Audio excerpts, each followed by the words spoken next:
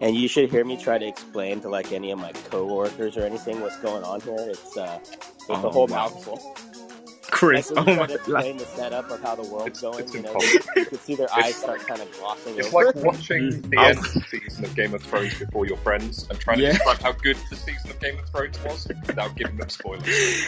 I was trying to tell my kids about the South China Sea and how South Korea and North Korea done the missile tests and stuff, and it was like it was like I was telling them the world was ending and the droughts in Dubai and stuff. Like the what was it when Dubai done the fake rain?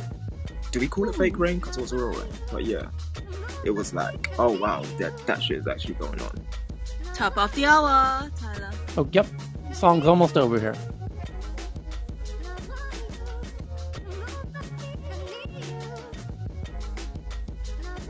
Did you on all your switches? Yes. So we're ready to go. I'm ready. You ready? Everybody ready? Yeah! Beep, beep, beep, beep, beep, beep, beep. Woo! Happy Friday. Anyone want to go first? Anyone got a hot one? They're burning? On fire? You can go ahead. Yeah? Okay. So the biggest, most shared rather, not the biggest, not even close to the biggest, just the most shared story. Although in this case, it might be the biggest.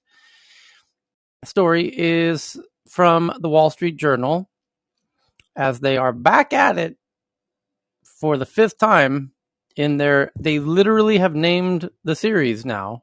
It's officially a series. They call it the Facebook Files.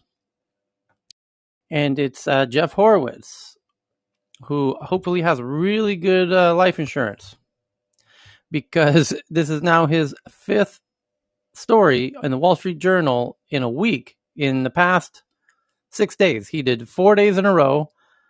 They took a day off yesterday, and they're back again today with the fifth story. And in each, if you were not with us every day, with the previous 4 stories, they were things like how Facebook knows that Instagram's bad for kids, and they never really did anything about it. And they know they lied to researchers by saying they gave them all the data to do the research, and it turned out they only gave half when they know they only gave the better half probably. And just 4 scenarios in a row that really put a lot of question on the trustworthiness of Facebook, which, by the way, wasn't really that good even before last week. But due to last week, due to the previous 4 days, there's already been a reaction to these Wall Street Journal articles. There's already been some ramifications. There are senators now calling for actions already out of the first 4 days, and now here's the fifth one. And they said there's much more to come, and if they have internal sources who are showing documents, and again, this one's no different, more documents. It says Facebook employees flag drug cartels and human traffickers. The company's response is weak, documents show. Employees raised alarms about how Facebook is used in developing countries where its user base is already huge and expanding. And they show how it's being used for human trafficking and drug trafficking and all kinds of wild negative stuff. And you know what? It's in a country in somewhere in a developing country that just ignore that, and no one's really going to know or really care. It's not America, so what? In January, a former cop turned Facebook investigator posted an all-staff memo on the company's internal message board, which began "Happy 2021" to everyone, and then proceeded to detail a new set of what he called learnings. The biggest learning: a Mexican drug cartel was using Facebook to recruit, train, and pay hitmen, otherwise known as assassins or murderers. The behavior was shocking and actually technically a clear violation of Facebook's rules. But the company didn't stop the cartel from posting on Facebook or Instagram, the company's photo sharing site. Scores of internal Facebook documents reviewed by the Wall Street Journal show employees raising alarms about how its platforms are used in some developing countries where its user base is already huge and expanding. They also show the company's response, which in many instances is inadequate or nothing at all. And employees flagged that human traffickers in the Middle East used the site to lure women into abusive employment situations. And in which they were treated like slaves or forced to perform sex work. They warned that armed groups in Ethiopia used the site to incite violence against ethnic minorities. They sent alerts to their bosses on organ selling, pornography, and government action against political dissent, according to the documents. Facebook removed some pages, though many more operate openly, according to the documents. In some countries where Facebook operates, it has few or no people who speak the dialects needed to identify dangerous or criminal uses of the platform, the documents show. When problems have surfaced publicly, Facebook has said it addressed them by taking down offending posts, but it hasn't fixed the systems that allow offenders to repeat the bad behaviors. Instead, priority is often given to retaining users, helping business partners, and at times placating authoritarian governments whose support Facebook sometimes needs to operate within their borders, the documents show. Facebook treats harm in developing countries as, quote unquote, simply the cost of doing business in those places, says Brian Boland, a former Facebook vice president who oversaw partnership and media institutions. He said, even as it has turned to poor countries for user growth. This is very rarely a significant effort to invest in fixing those areas, he said. South African scholar about a week ago or within the last week to decolonize the internet, in terms of, who has the power, who has the voice, who is, who are the actors and what positions do they play in terms of, dominance and power and all of the other kind of attributes, if you will. Yeah. Also, picking up on that, this is the whole concept of regulation. Regulation when the winds blow different directions in D.C. over here in the U.S. One side is just anti-regulation, but these are very specific examples of the types of I think safety measures is a better word than regulations, but these are full regulation to clean up this stuff. We need to regulate it here. If we regulate it, there needs to be a whole new conversation with regards to it be done at a higher level, even at the UN or World Health Organization or wherever. Johannesburg. Hi, Simon. Hi. I just came in and I'm listening to this story about Facebook. I mean, I think it's true. I think the fact that Facebook doesn't have, there are hundreds and hundreds of languages, and in South Africa alone there are 11 official languages, and I'm sure they don't have people who can understand Sotho and some of the other sort of small minor language groups. So there could well be pages in South Africa which are encouraging, human trafficking. It's a major issue. We do have an equivalent of GDPR in this country, so there is some kind of element. And the other thing about the comment about decolonizing the internet, I have to admit it. It's I understand where it comes from, but how it's going to happen, I have no idea. How do you, if Facebook is the major platform, how do you decolonize Facebook? If it's based in the US, I'm not sure how we do that. I'm Simon. I'm out. Thanks. I don't actually think the language barrier is as significant as what's mentioned in the post, because there's plenty of tools that could be utilized that could translate one language to another and search for keywords within that translation. I think that's just a lack of focus and attention on in prioritizing that as an issue. So, the comment just real quickly on the UN versus jurisdictions. the UN is great to build awareness and guilt and things like that. But as a legal kind of let's get this shit done, it needs to people need to be held accountable in their jurisdictions. So I would just really, that's my advocacy would be with regards to just you know wise regulations. I don't know how else would you call it, right? Someone needs to do it, and they have plenty of money, everybody, to just take care of this. So it is a cost of business. As Anyone who has a comment, hold that thought, because there's some breaking news here. So making up for perhaps yesterday, the Wall Street Journal's doing 2 stories today on internal documents being revealed from Facebook. So they took yesterday off, and they're doubling down today. That they have another new one coming out just now. When will the beating stop for Facebook with Wall Street Journal? My God.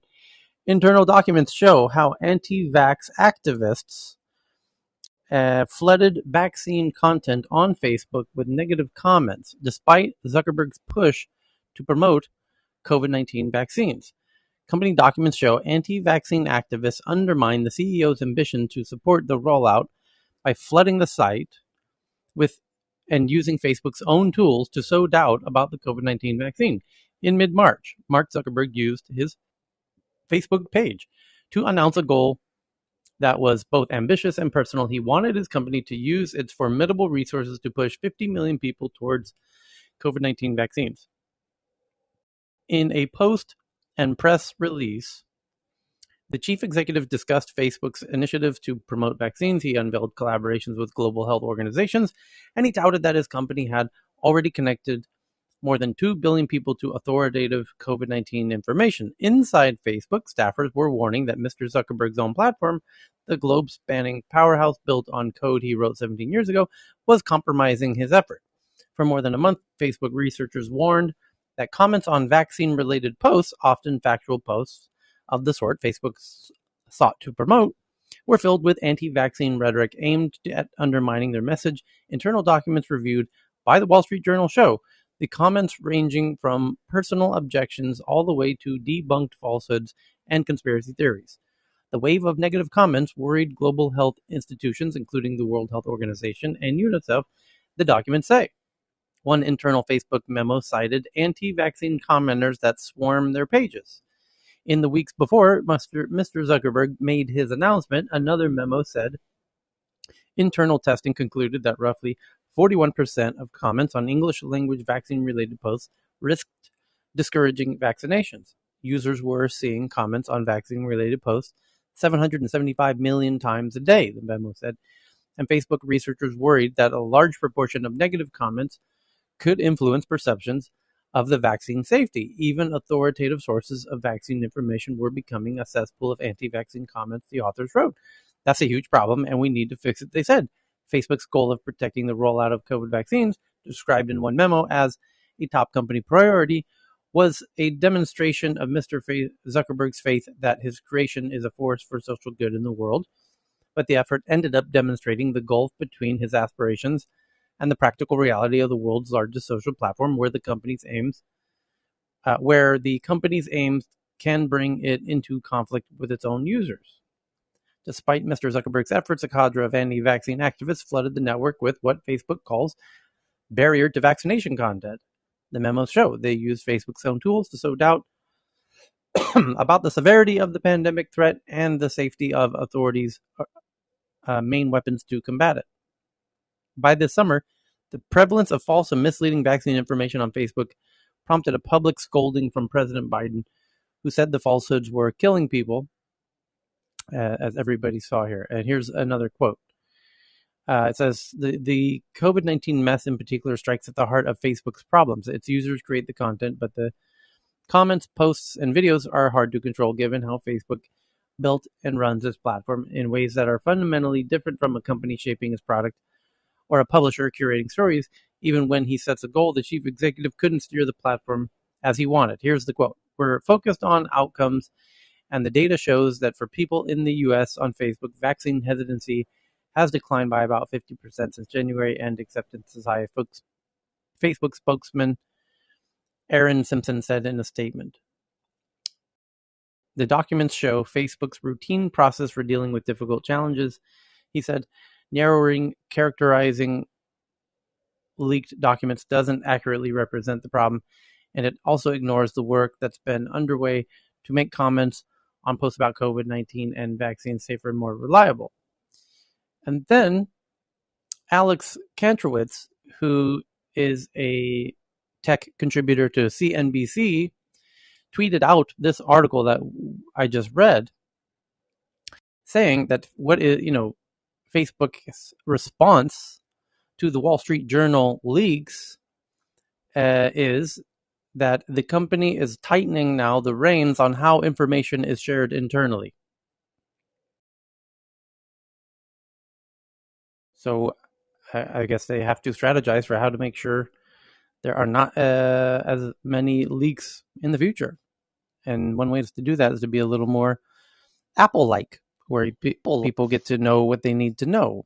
A lot of people at Apple have no idea what's going on at Apple who work there because they are siloed based on information and have a much higher level of kind of internal protocols and permissions and privacy. So seems Facebook might have to do the same.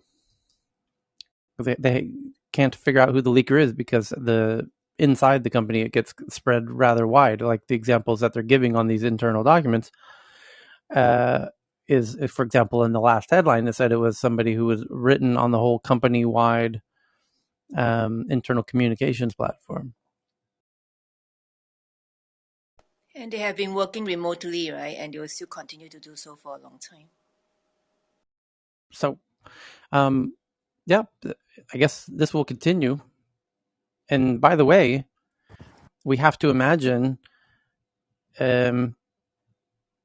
Jeff, he has it in his bio and he's clearly got his hands full with Facebook at the moment, but Google and Amazon and all by the way, there used to be a blog that was all about this, about the juicy secrets of tech companies, just like this, where company employees who wanted to whistleblow would go to Pud, who ran a website called Fucked Company, and people would say what's really going on at their companies. They had a kind of WikiLeaks for tech, that existed for quite a while.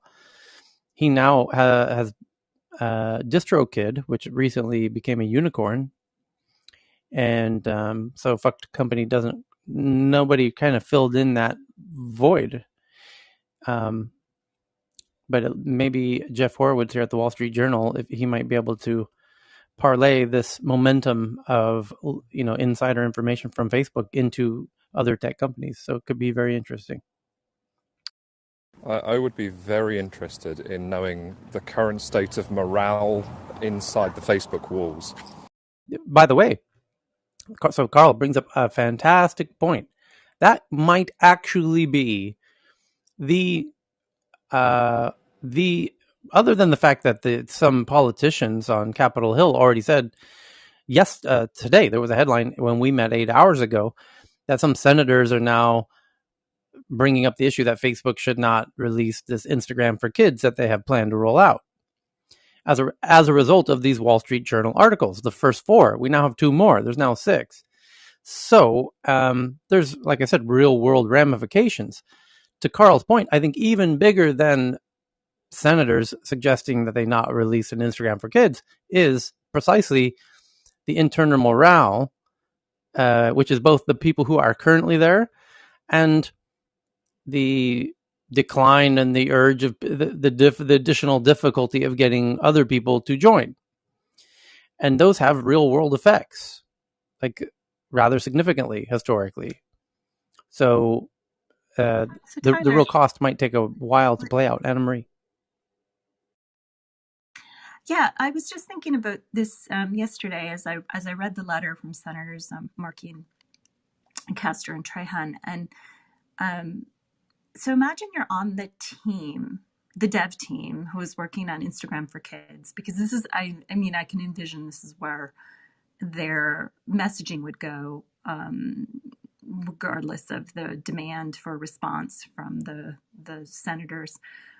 Basically, it was a cease and desist plus 6 other requests due by, like, I'm your teacher, this is due by October 9th. So it's the government asking a private company to say, and one of the most important ones was asking for all internal and external research on pediatric, so child and teen mental health issues surrounding their platforms. And, I mean, I don't know how they're going to be able to turn that around in 3 weeks, but hey, that's where it's at. But imagine you're on that internal dev team, right? And we've all worked for private companies before, and it's a little bit of, you drink the Kool-Aid. And if you're working on a project, I think in their minds, they were like, oh, Instagram for kids, that's our way of addressing kind of maybe the issues that younger users are having on this platform with self-esteem and all the mental health issues that have been brought up that are exacerbated in the younger and younger kids. And I don't know if Dr. Donish or any of the other physicians are on board to weigh in on it, but I really can imagine that that's how your team felt, like, oh, we're creating this thing and it's actually a way that we're being proactive in trying to help these younger populations safely use these platforms. Now, whether that's true or not is beside the point. But if you're inside Facebook, that's probably what you thought, is that we're working on this great thing and it's going to actually help kids and make it safer and blah, blah, blah. And so now, what does that do to your morale?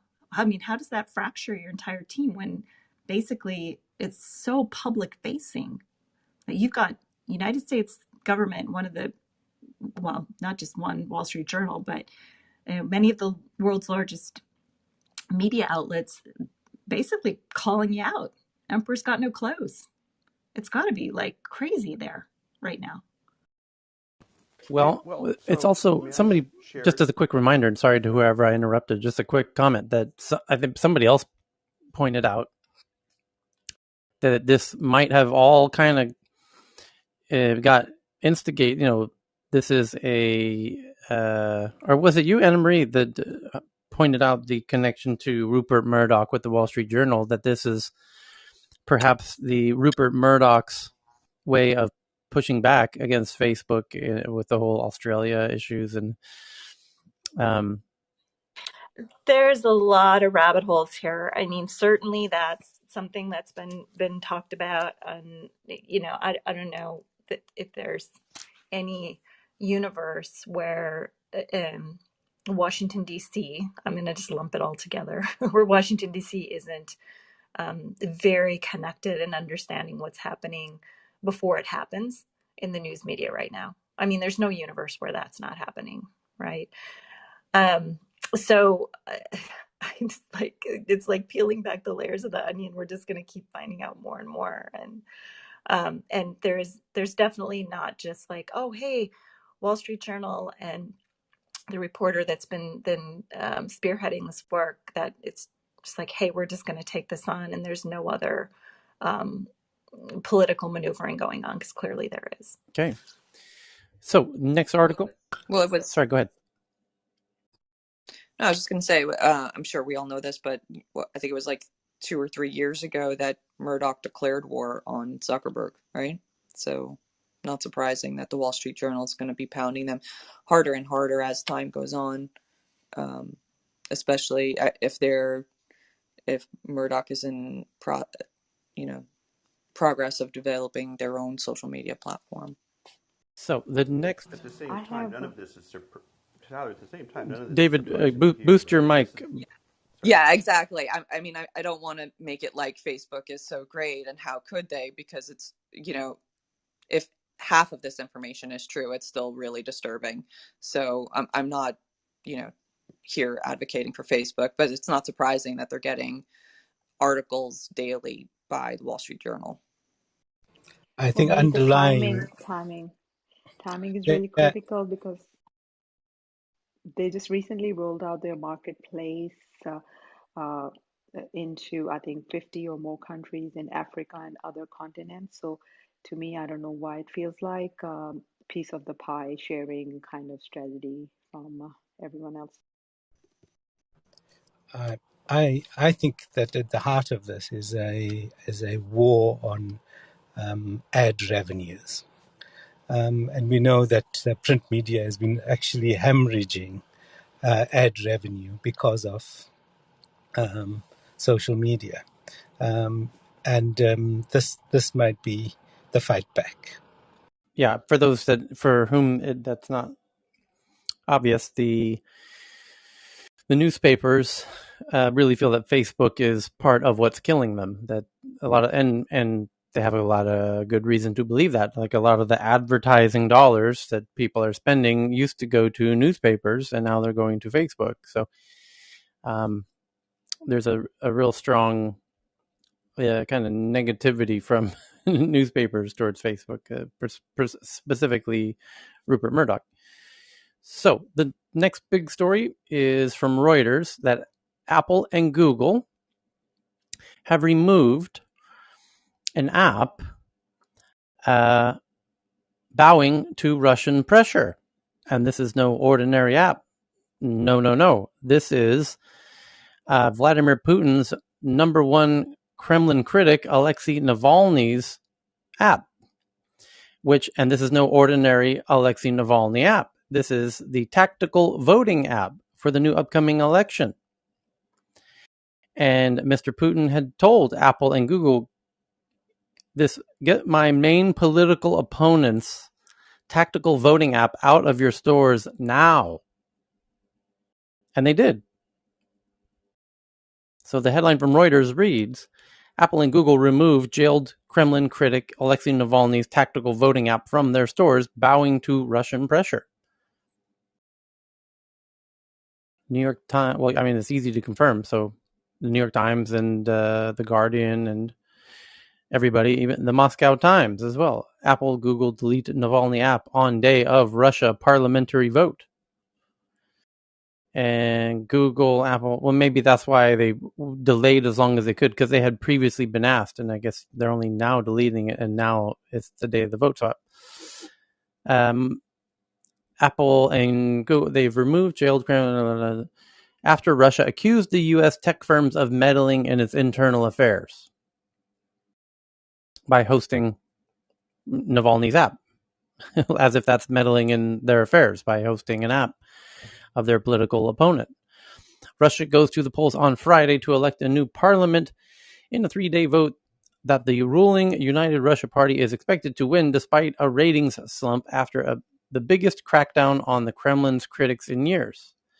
Allies of Navalny, President Vladimir Putin's fiercest domestic opponent, plan to use the mobile app to organize a tactical voting campaign to deal a blow to United Russia. Russia demanded this month that Apple and Google remove the app from their stores, saying a refusal to do so would be treated as meddling in its parliamentary election.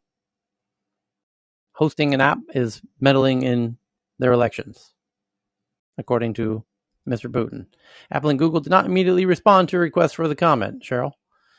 On Thursday, Russia said officials It's all right. approaches had been made to the two companies. Ivan Zhdanov, a Navalny ally based abroad, said on Friday the removal amounted to political censorship, which sounds a little more accurate from my American perspective. You're censoring a political opponent. Why does he need to be censored exactly? How is it election interference that he even has an app?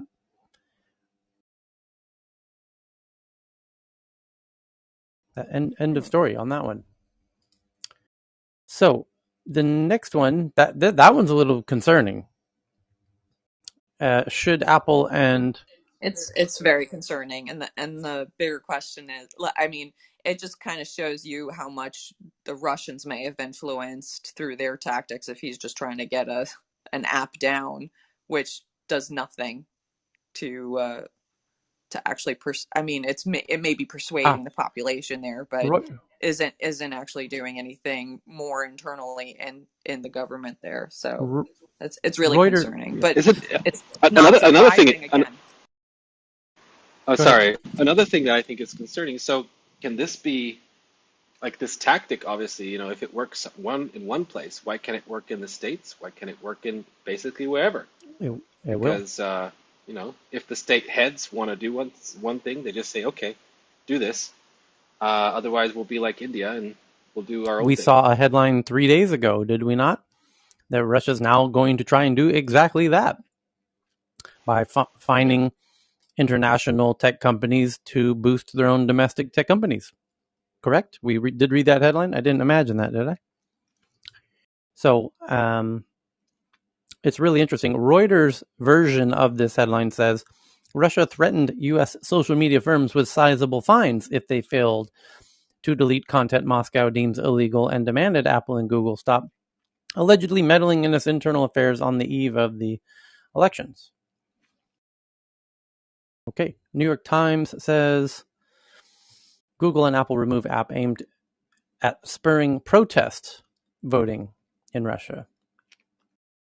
Okay, next big story from CNBC that the Instagram's boss, Adam Mosseri, now facing criticism after comparing social media to cars, saying cars create way more value than they destroy, even though people die in accidents, implying that Instagram still creates a lot of value, even though there's young ladies committing suicide, which is the revelation from the Wall Street Journal yesterday, was that a really just unbelievable number of young ladies have suicidal thoughts as a result, claim to have those feelings after using Instagram, or that they attribute to Instagram. So rather regrettable metaphor choice, perhaps. And that's the art of PR. You really got to be pre-plan out your metaphors. So the next one from MIT Technology Review says they have internal Facebook report. They got their own sources about Eastern European troll farms. By the way, you can go ahead and, if you were thinking Vladimir Putin, you can continue to think Vladimir Putin, because Eastern European Facebook's troll farms, it's already been widely reported by the head of the team who combats these troll farms, that it's the leading source of these troll farms is Russia. So the fact that this says Eastern European troll farms, it's Putin who has a keen issue with Facebook, and as even more, as you'll understand here in a second when I finish the headline, because it says Eastern European troll farms reached 140 million U.S. users per month before the 2020 elections. And as you just heard in the previous headline, Putin is very sensitive about election meddling. In fact, he's kind of the master of it. He's kind of like the Yoda, Luke Skywalker, or maybe better yet, the Darth Vader of election meddling, because that's according to the social platforms themselves, that notoriously these Russian bot armies go into hyperdrive just prior to elections, not just in the US, but everywhere, because that's part of his game. That's how he does it. He wants to make, and so even though they're smart enough not to do it from their own geography, they have hackers in Belarus and Moldova, very notably, of whom I employ as part of my startup. My development team is a bunch of Russian hackers in Minsk, Belarus. So I kind of speak from personal experience here. So in the run-up to the 2020 U.S. election, most highly contested in U.S. history, Facebook's most popular pages were, these troll farms. And that's the report. That's now coming out from MIT Review, internal Facebook report. Eastern European troll farms during the 2020 election.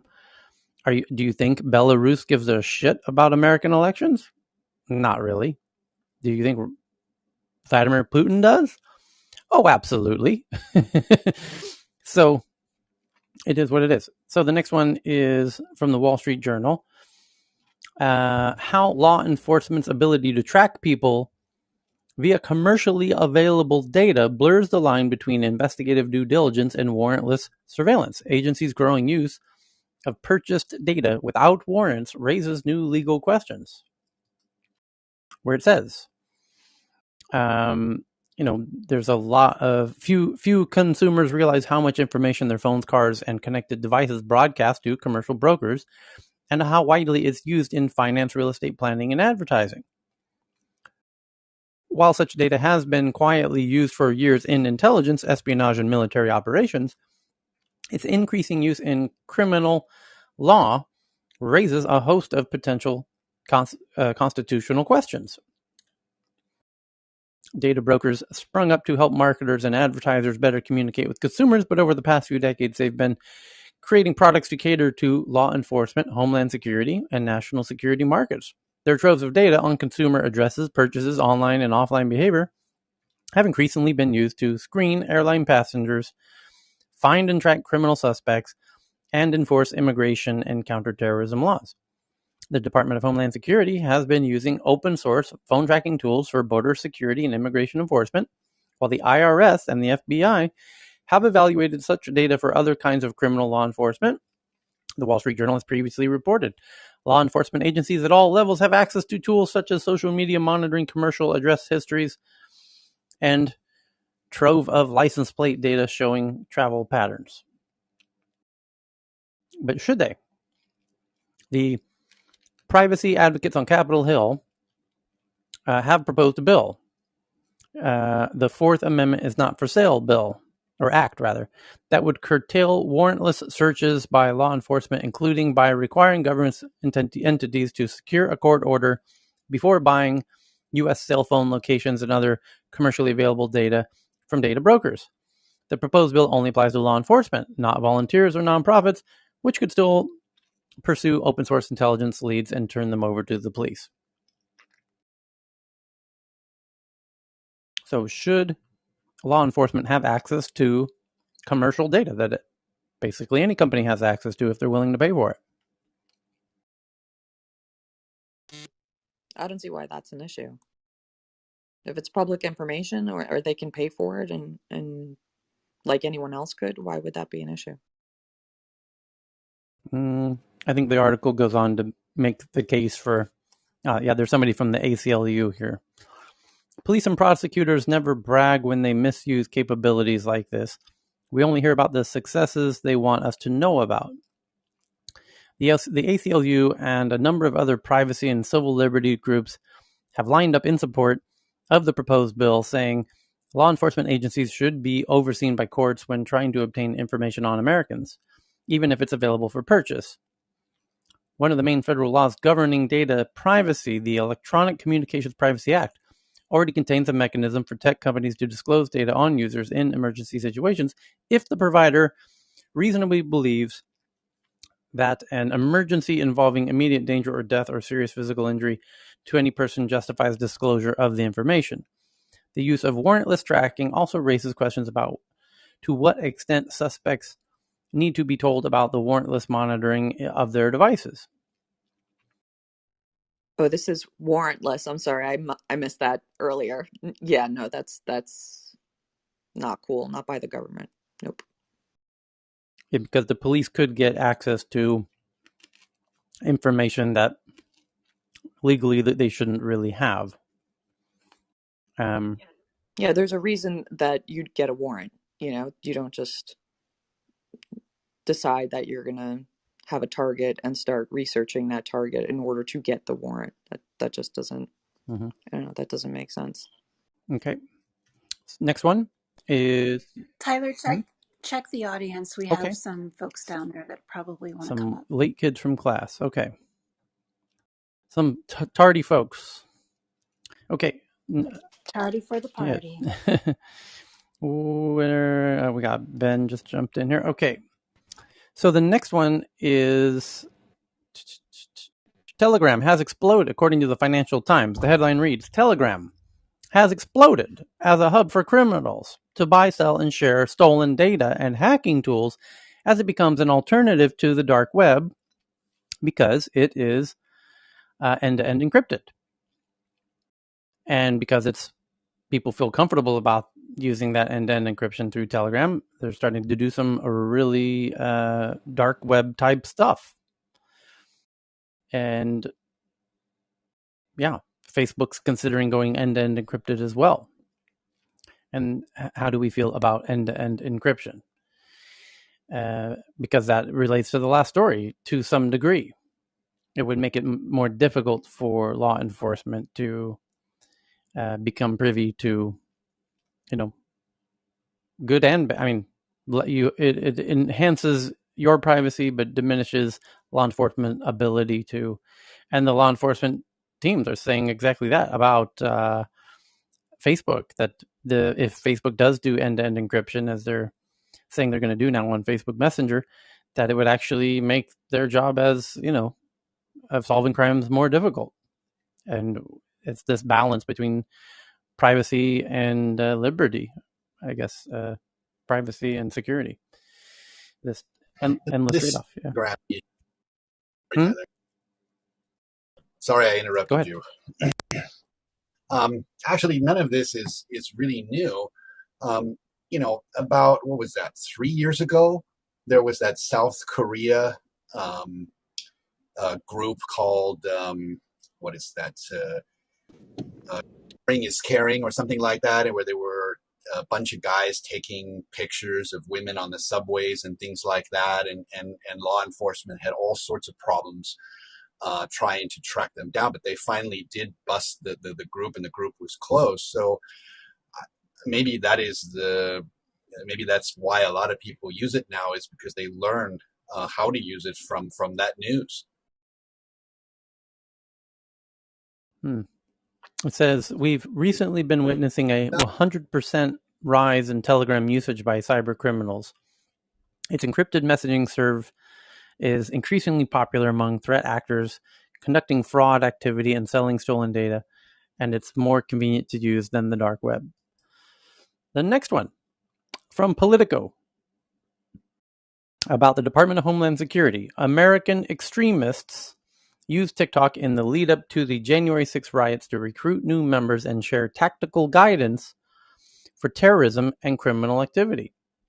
Extremists, foreign and domestic, have used the video platform TikTok, the Department of Homeland Security says. Federal officials warned law enforcement agencies this spring that domestic extremists had used TikTok in the lead up to the January 6 riots on the Capitol, including by promoting bringing guns to Washington that day, according to an internal government document, highlighting authorities' growing concern over violent content on TikTok. In the April 19 briefing reviewed by Politico, the Department of Homeland Security Office of Intelligence and Analysis said American extremists used the Chinese-owned social media platform to recruit people to their causes, as well as share tactical guidance for terrorist and criminal activities. The analysis shared with law enforcement agencies nationwide comes as the federal authorities and lawmakers examine the role that social media companies like TikTok play in the Capitol riots, which left 5 people dead. The DHS alert shows concern that TikTok, already under scrutiny for possibly sending people's data to China, accusations the company denies, has become a hotbed of extremist activity, and that law enforcement will have to pay closer attention to a platform more associated with viral dance videos than far-right radicalism. The transparent watchdog, Property of the People, obtained the document through an open records request and shared it with Politico. And in response to Politico, TikTok said it's working to counter extremism. There is absolutely no place for violent extremism or hate speech on TikTok.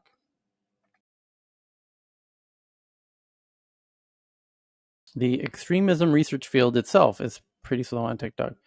The article gets really interesting, though, towards the end, where it says, here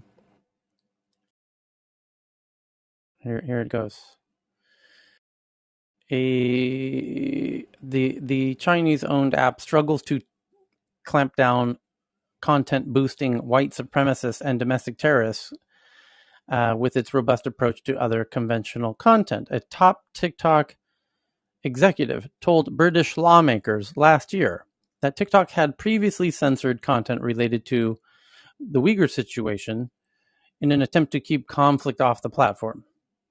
Beijing's repression of Uyghurs and other Muslim minorities living in China has drawn condemnation from human rights groups.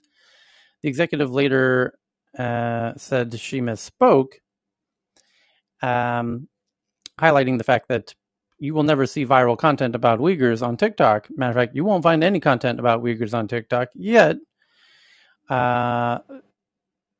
They have a note that many publications are saying just how much white supremacy and kind of domestic extremism that people are seeing there. Compared with other social media platforms, TikTok has a record of aggressively using content filters and automated algorithms to wipe material deemed problematic.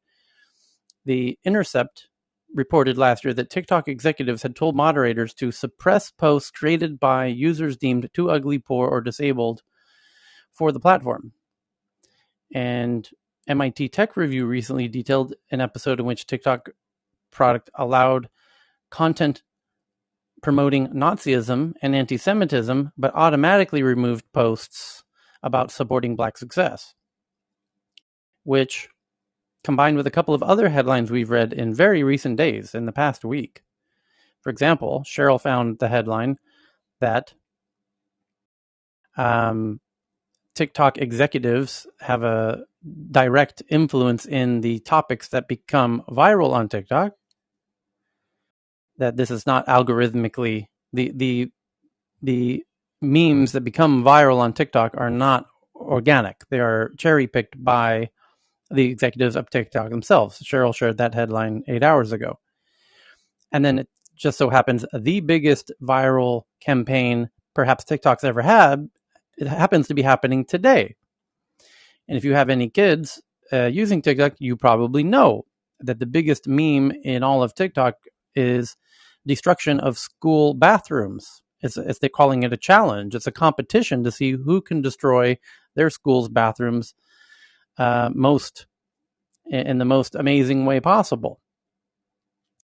And go ahead and Google the words TikTok bathroom school challenge and be stunned that tens of thousands of schools wake up today to find all of their bathrooms completely unusable.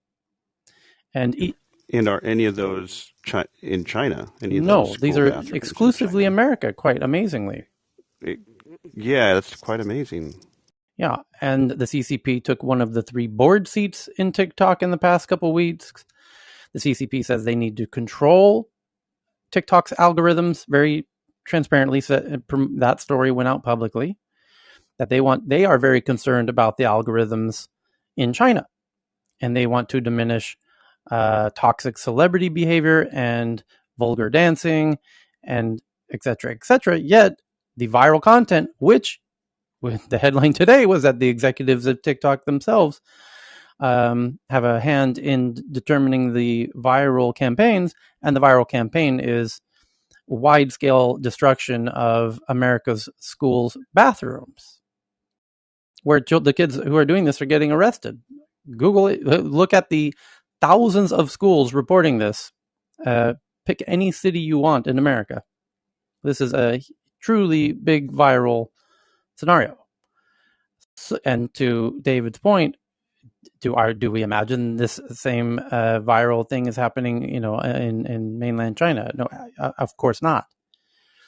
So it's quite an interesting scenario we have here about TikTok's role, the weaponization of TikTok as a platform. As we just talked about, Facebook's cracking down on state actors. I mean, it's in all fairness, Russia's accusing the U.S. platforms of meddling in their elections. You can decide for yourself if hosting Navalny's app is meddling in their elections. And nonetheless, they complied and removed it. And this kind of stuff goes on all, in both directions all over the globe. Is YouTube meddling? Well, first of all, China doesn't allow any American apps in China. I think you now know why.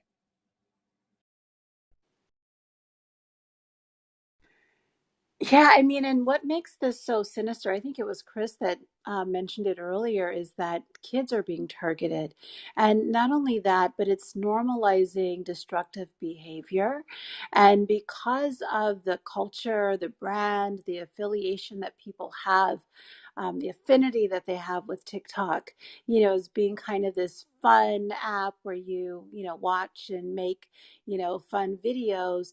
It almost takes away the destructive element in the minds of the kids, right? So they're thinking like, oh, instead of learning this new viral dance or singing a song, I'm going to show everyone how I can destroy my high school bathroom. And so I think it's just really sinister. I mean for all of those reasons, but particularly as Chris mentioned, it's deliberately targeting children, kids, high school kids. They're still kids. Yeah, I mean, I'm normally, well, you guys know me. I will tell you what's on my mind, but this is very, very low, and this causes vigilantism.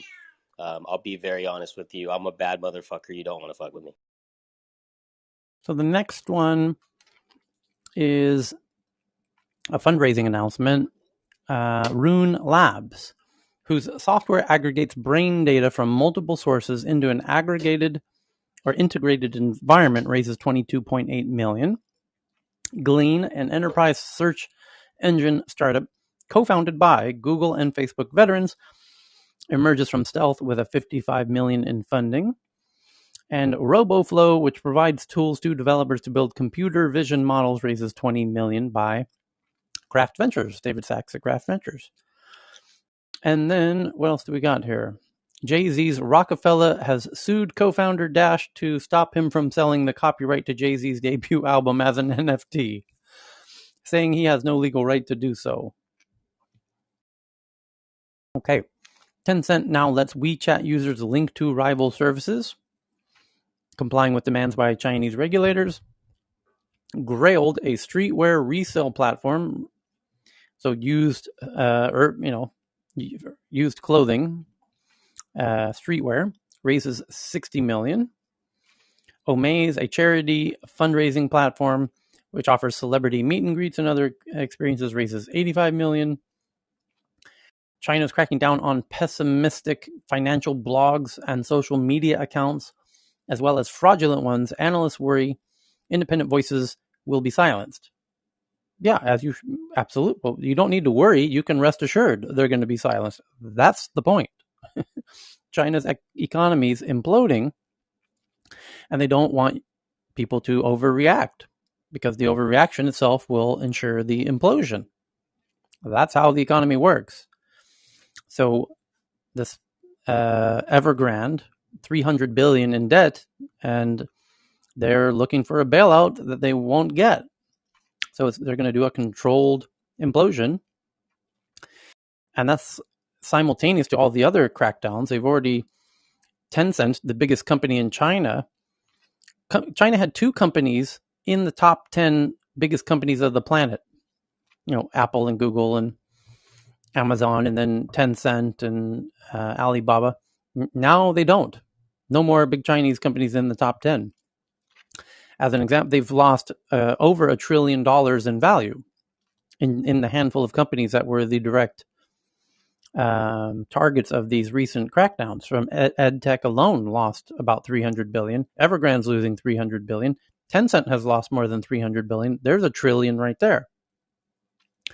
So they kind of just went just a little bit too far with these crackdowns, and now this many experts are saying, including George Soros, who's kind of the expert of all experts when it comes to governments going a little too far and economies collapsing. He is very proud as his to be the architect of the Asian financial crisis, where he realized that the Thai economy was a bit of a house of cards and the currency was a bit overextended, and he pushed, money in the other direction and made it collapse, as he did with England, as he will do with China.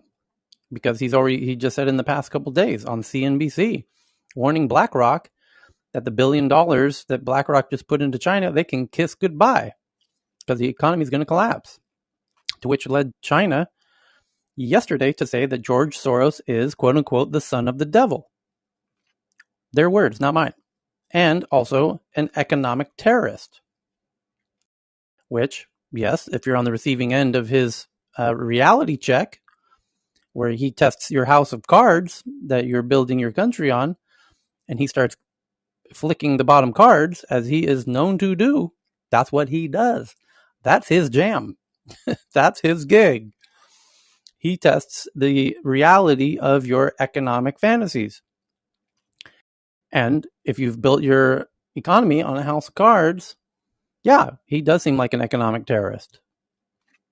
And so that's why China's shitting themselves at the moment. And that's why China's cracking down on pessimistic financial blogs and social media accounts.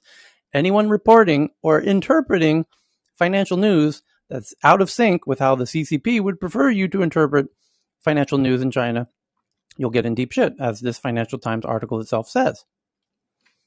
Because if they can control the narrative and the media completely, as they feel they can do, then they might be able to stop this economic collapse from unfolding, because they could just convince everybody of an alternative reality that we can build a country on a house of cards.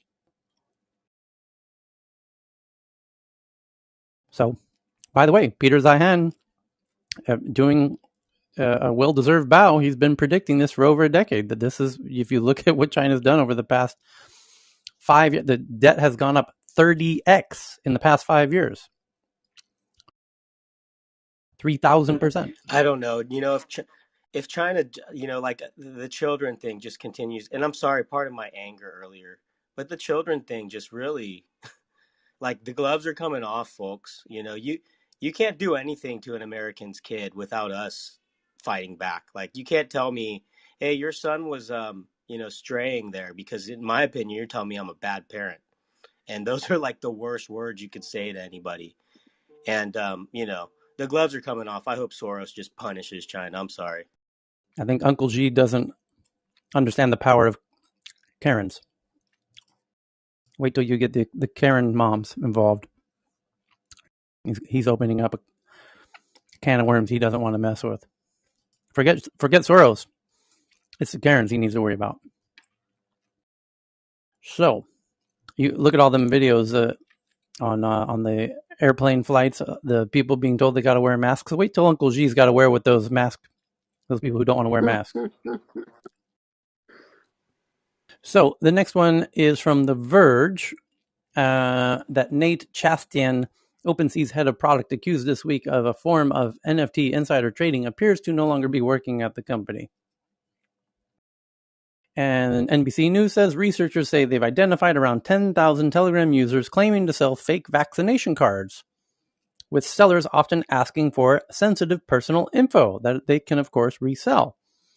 And that fits very nicely with the other article that we read 5-10 minutes ago, that Telegram's becoming a cesspool for an alternative to the dark web. Exactly right. This is normally exactly the type of behavior you would see on the dark web. So NBC themselves might not be aware of that article that we read about. Telegram now lets people use it as an alternative to the dark web. Well, there it is. The 10,000 Telegram users claiming to sell fake vaccine cards. Ame? Where is this going on? Is this in the U.S. or It could be what does it say? could be international, but maybe not. In this particular case, I think you mean the vaccination It's card NBC. fraud. I imagine that's U.S. because that's where people feel the need to have them. I'm not aware of what other countries are requiring proof of vaccinations to the degree that the U.S. is. Although It's spreading. yeah, It's yes, spreading right now. It's it's gonna be more and more of right. that. By the way, there's a headline that France now is requiring Americans to show proof of vaccination to enter France. And it's also the cafes and restaurants, In and France, I yeah. saw another country saying the same thing. Yes. I think Italy, actually. Yeah, Italy was the latest. Yesterday I saw the news. Yeah, my buddy, he's a pilot for Delta, and he was unvaccinated, and he finally caved because he said basically there's nowhere he could go without a vaccination across, around the world. Here's the related article from Reuters. Facebook says it will use the same tactics it uses to remove bot networks to target real user accounts engaging in tactics like mass reporting. And what they mean is, after many years of dealing with bot armies and fake accounts that are digitally replicating, thousands and tens of thousands, even hundreds of thousands of fake users on Twitter and on Facebook, they've actually now kind of figured out how to control that stuff. And now, because Facebook and Twitter do know how to combat bot armies, which the headlines have said from Facebook's head of security that the bot armies are coming from Russia and China.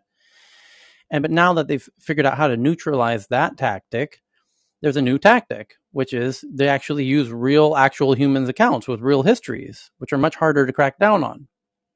And we read a headline 2 days ago that there's Kenyans making considerable lucrative money by basically becoming social media prostitutes to do whatever somebody, there's somebody paying Kenyans $10 a day, which is a great living in Kenya, to harness their social media accounts because they're a real live person with a long history and they're legitimate, so they're hard to police. So that's what's happening now. And the question is, who's paying Kenyans, $10 a day to use their Twitter accounts? It's actually not that hard if you try and figure out who has an interest in African governance and the resources and the resource extraction. And just take a look at the Zambian copper mines, and you'll find your answer. And look at the governments in those countries where the resource extraction is happening and where those resources are being extracted to, and you'll have your answer. And it's not Canada. So the next one is internal benchmarks show that the iPhone 13's chips are barely faster than the iPhone 12 chips. That's all you need to know. And now you know why they didn't brag about them in their event that we watched live. And here's the one from The Verge. Senators Markey and Representatives Castor and Trahan wrote to Facebook calling on it to abandon its plans to launch an Instagram app for kids in light of the Wall Street Journal's report. So those are your most shared headlines this Friday, September 17th, but those are not the most interesting headlines. No, not at all. Real quick, Yes. Tyler, on the Apple issue, I just checked. At least in the US, it's trending that the Apple Card is not being accepted for people who want to purchase the iPhone 13. I just saw that a minute ago myself, yeah. So people are melting down. And I'm sure both outside of the company, but I can only imagine the heads that are rolling inside of Apple right now. Yeah, what is that about? That makes Apple, what are you doing? You're the biggest company in the world. Do you get that? You got to dot those I's and cross those T's. Okay, next up here, there's another fundraising announcement. Tesla's Dutch rival called Lightyear raises 93 million euros to commercialize its clean solar. The investment aligns with Lightyear's long-term focus on sustainability. Needs to be Facebook knows Instagram's toxic for teen girls. Wall Street Journal, whole lot of people covering that one. And a Japanese man came all the way to Switzerland to die. Yoshi travels from Japan to Switzerland to die is the headline. I guess people aren't able to do that in Japan as they are in Switzerland. Massachusetts and Verizon enable new digital inclusion program to help bridge the digital divide. Verizon announced a new program with support from the Commonwealth of Massachusetts to improve digital access for underserved residents in 8 neighboring states, plus the District of Columbia. And then we get into the tweets people shared here, like this one. RCC sends in this one about banks from Reuters. The headline says, "Banks beware, outsiders are cracking the code for finance." And anyone can be a banker these days. You just need the right code, which is very aptly put. Any website can have all kinds of cool fintech products and services by simply embedding simple lines of code. That's very true. That's the power of Stripe and the likes. And it says global brands from Mercedes and Amazon to IKEA and Walmart are cutting out the traditional financial middlemen and plugging in software from tech startups to offer customers everything from banking and credit card to insurance. For established financial institutions, the warning signs are flashing. So-called embedded finance, a fancy term for companies integrating software to offer financial services, means Amazon can let customers buy now, pay later when they check out, and Mercedes drivers can get their cars to pay for the fuel. To be sure, banks are still behind most of the transactions, but investors and analysts say the risks of traditional lenders is that they will get pushed farther away from the front end of the finance chain. And that means they'll be further away from the mountains of data others are hoovering up about the preferences and behaviors of their customers, data that could be crucial in giving them an edge over banks in financial services. A nicely reworded version of what I've been saying every day here for months, which is these data companies know how to fight. And it's all about the data. If you have the data, that's the weapon in this war that these traditional players do not have, bringing butter knives to the battlefield against, nuclear bombs worth of data and analysis. That it's just, they cannot compete, and they won't. And they don't even mention in this article that the young folks who are using all these fintech services are like, what the fuck is a bank? Why would I even need that? I have all these apps that do all those things far faster, far better rates, better in every way. What are you talking about? Wells Fargo, who? What are you? You're a dinosaur.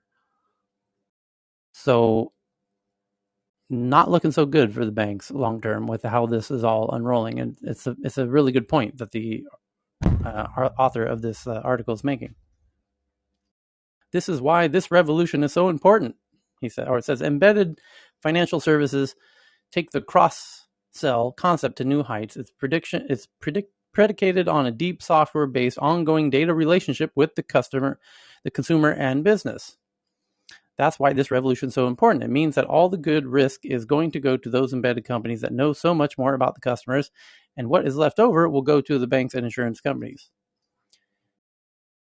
It's not even fair. YouTube knows way more about what songs you would like to listen to than the radio station in your city. That's how unfair of a battle it is. The radio station in your city has no clue. They have no data about you, nor do the magazines in your city. The websites you go to have way more data than the magazines. That's why the newspapers are dying. This is why the radio stations are dying. That's why Spotify is booming. That's why Facebook is booming. The tech wins. This is not rocket science. This is really simple shit. The banks are just like the radio stations and the magazines, doing the same thing they've been doing for 200 years. And you have a new player in town. Apple and Google and Amazon and all of the fintechs and all the data. The banks are just going to it's going to take a little time, but make no mistake, their days are numbered.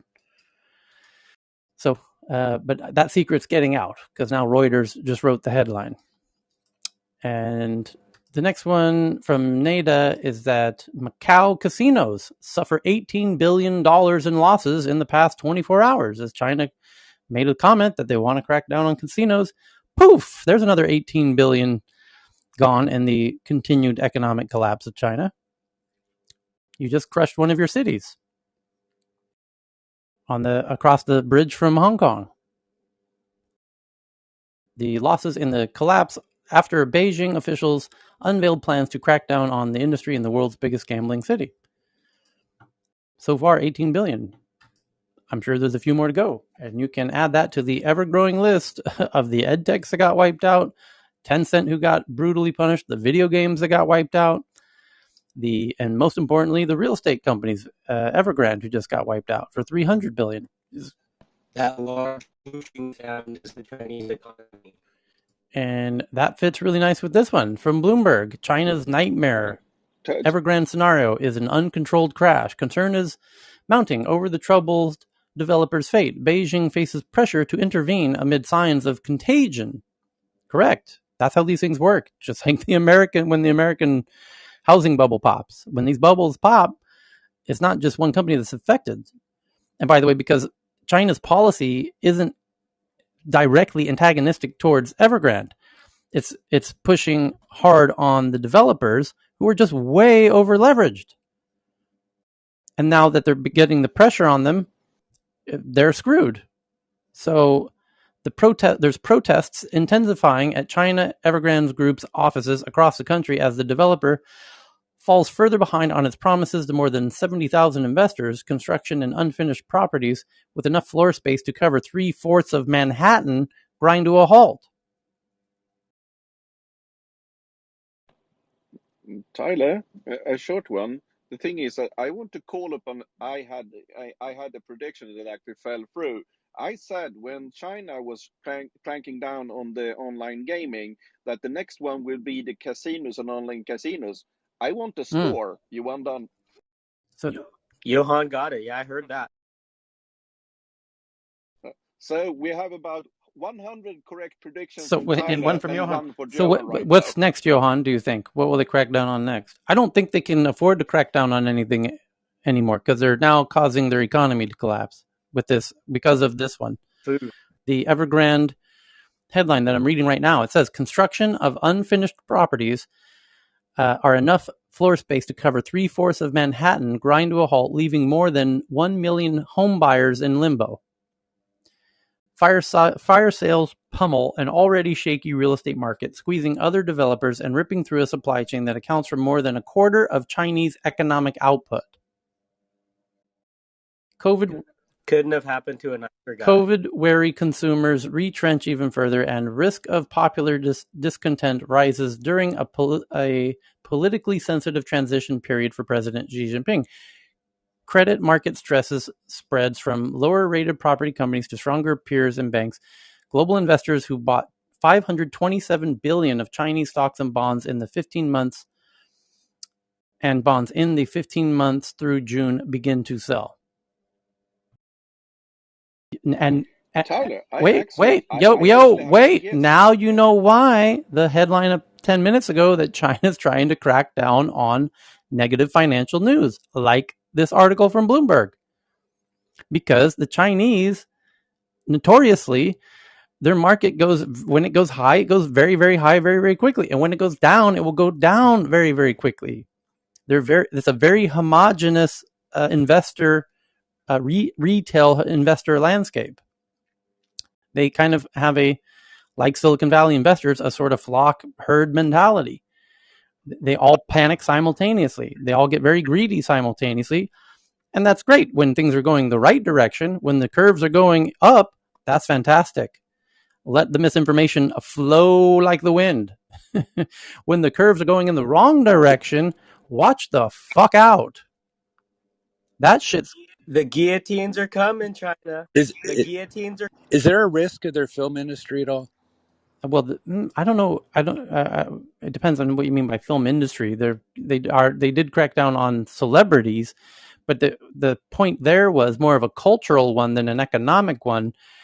It was about the celebrities who had done some unsavory things lately, and they don't like celebrity culture in general. The fan worship of celebrities is what was kind of on trial, and they severely punished.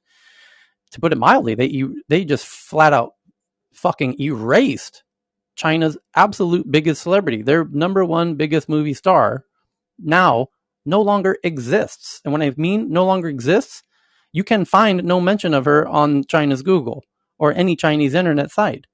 She went from being what's the biggest person in all, the Elon Musk. She was Elon Musk level celebrity. She now no longer exists. There's no mention of her ever existing. They Jack Mater. Jack still technically exists. You can find lots of articles, videos, blah, blah, blah. But she does not. Her movies, which were the most popular movies in all of Chinese history, now don't exist. And the other smaller movies, That's why I asked.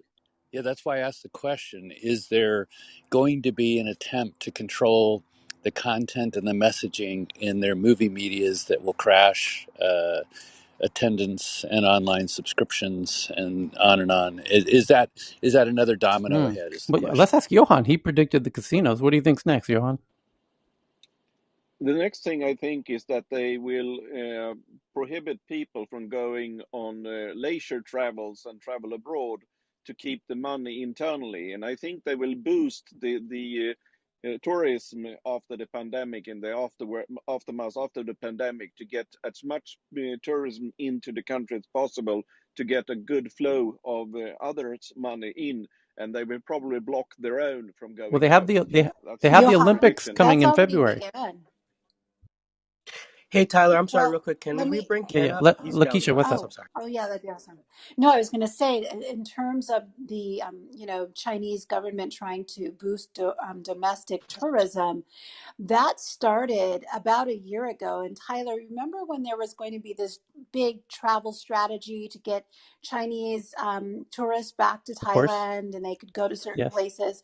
Well, one of my best friends here in Bangkok, she does a lot of work with the Tourism Authority of Thailand. And what was not publicized about that was that the Thai government released that plan, they call it schemes over here, without talking with the Chinese government. And the Chinese government said, "Oh no, this is not happening," and so they prevented these massive waves of Chinese tourists who would have gone to Phuket and maybe Samui and some of the other hotspot tourist destinations in Thailand and maybe other places. But certainly from the Thai perspective, they put a squash on that very quickly. But and the other piece that I was going to say is that, at least in my mind, there was probably like a 10-year time frame where it seemed as though China wasn't really, really communist, right? There was this great accumulation Yeah, of Deng wealth Jinping. and Yeah. travel, and yeah, and now there is no doubt, that it is, a repressive, authoritarian government structure that is not capitalistic. Even though there were some people that did very well, as the economy was growing.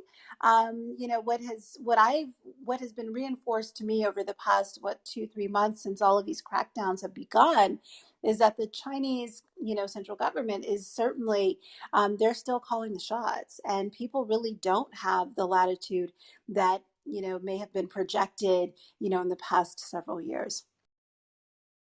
So we'll see. We Tyler, got we got to think about I'm the. sorry, Yeah, one Tyler. second. I was just going to mention. Don't forget they have in February the Winter Olympics in Beijing. Go ahead. I think Sorry for the noise, Donna here. Don't forget they threw out the mining and crypto industry. Yeah.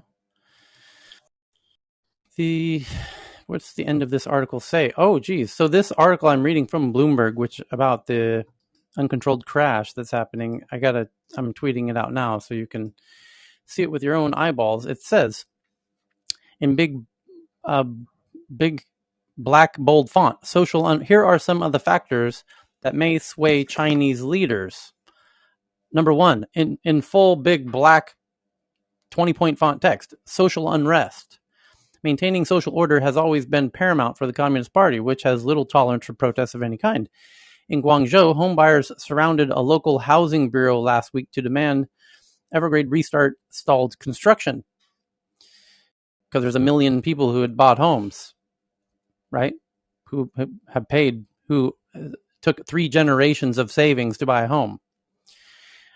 Disgruntled retail investors have gathered at the company's Shenzhen headquarters for at least 3 straight days this week, and unconfirmed videos of protests against the developer in other parts of China have been shared widely online. Evergrande had $202 billion in pre-sale liabilities at the end of June, equivalent to about 1.4 million individual properties that it had committed to complete, according to Capital Economics report last week. If Evergrande had to dump its inventory onto the market, it would drag down property prices substantially, said Hao Hong, chief strategist at Boom International. Without a social safety net and with limited places to put their money, Chinese savers have for years been encouraged to buy homes whose prices were only ever supposed to go up. Today, real estate accounts for 40% of household assets, and buying a house is a cultural touchstone. While housing affordability has become a hot topic in the West, many Chinese are more likely to protest falling home prices than spiking ones. Given the bulk of the people's wealth is already in property, even a 10% correction would be a serious knock to many people. An independent analyst and co-author of books on Chinese finance has been following the country's corporate sector for decades.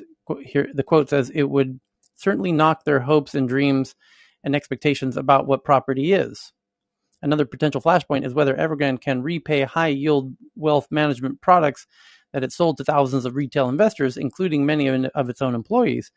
About 40 billion yuan of the WMPs are due to be repaid, according to a Chinese financial news service. Evergrande is trying to free up cash by selling assets, including stakes in its electric car and property management businesses, but has so far made little progress.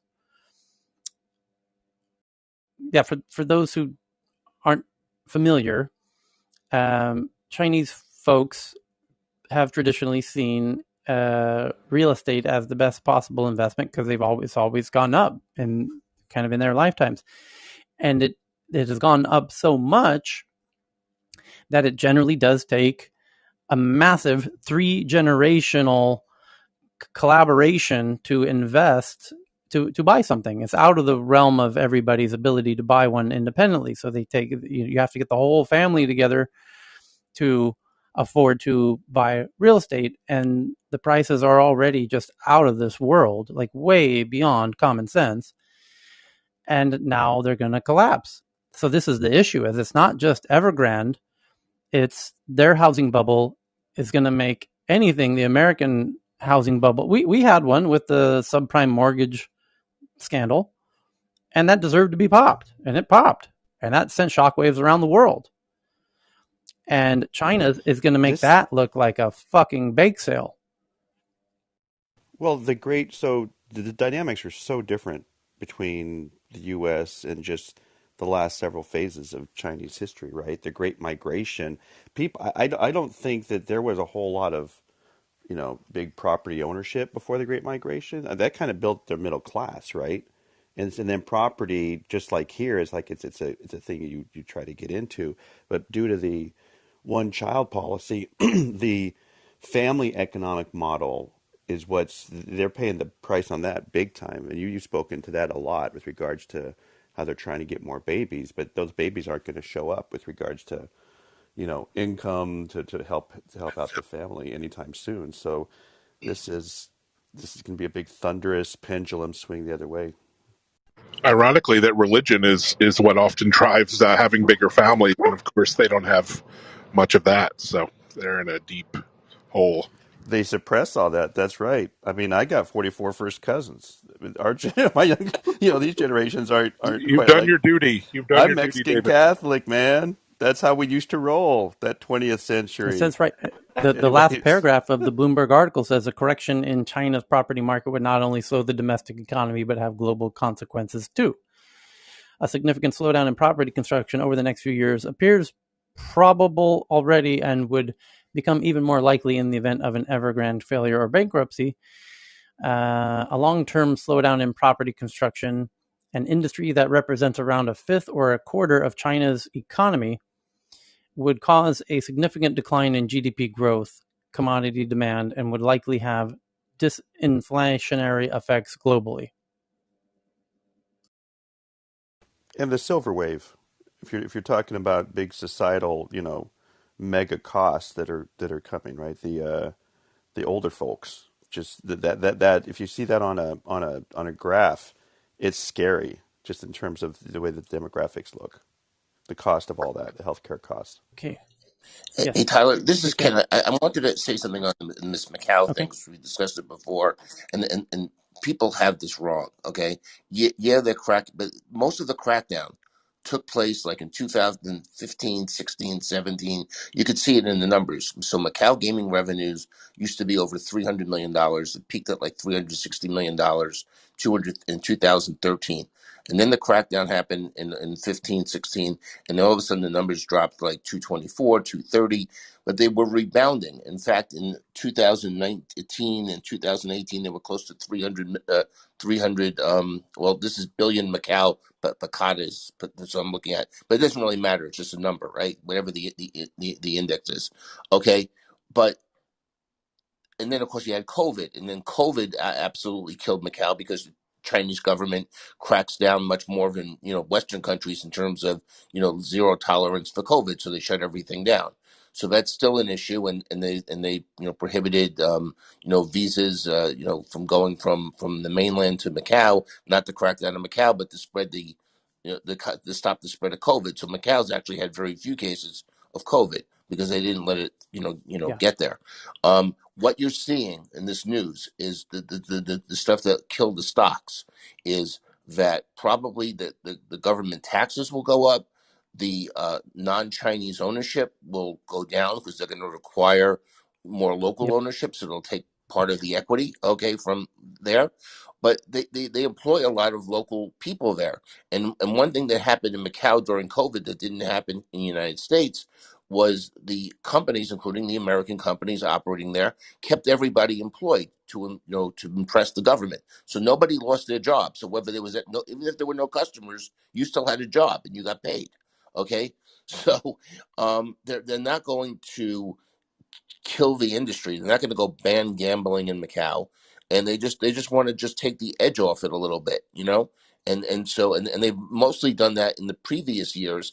And so the only things really new are going to be, I think, maybe some of the whatever the new taxes are and the new concessions and what the equity ownership is. And look, they might take an entire concession from an American operator and just give it to a Chinese company. I mean that could happen, but they're not going to kill the Yeah. industry.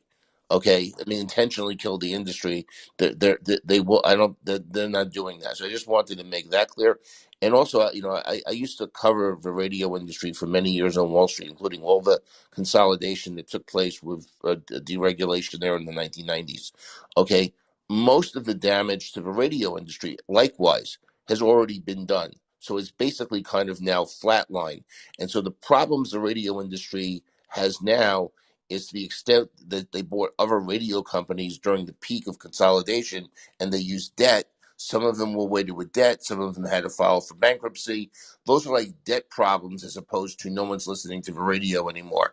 But the people still do listen to the radio, and it's kind of flattened in terms of what they've lost from listenership at this point.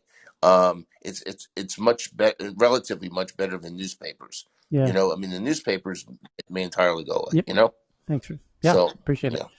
So next up, we've got one from Lakeisha that the early stumble as El Salvador starts Bitcoin as a currency. They're having a bit of protests going on there in El Salvador now that they're rolling out the Bitcoins.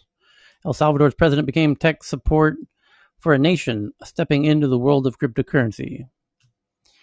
And the next one's from Alex Garza from the audience, sends in the one that Lakeisha briefly touched on, that the Apple Card, which I have one myself, it's an Apple credit card, debit card, through Goldman Sachs, without your any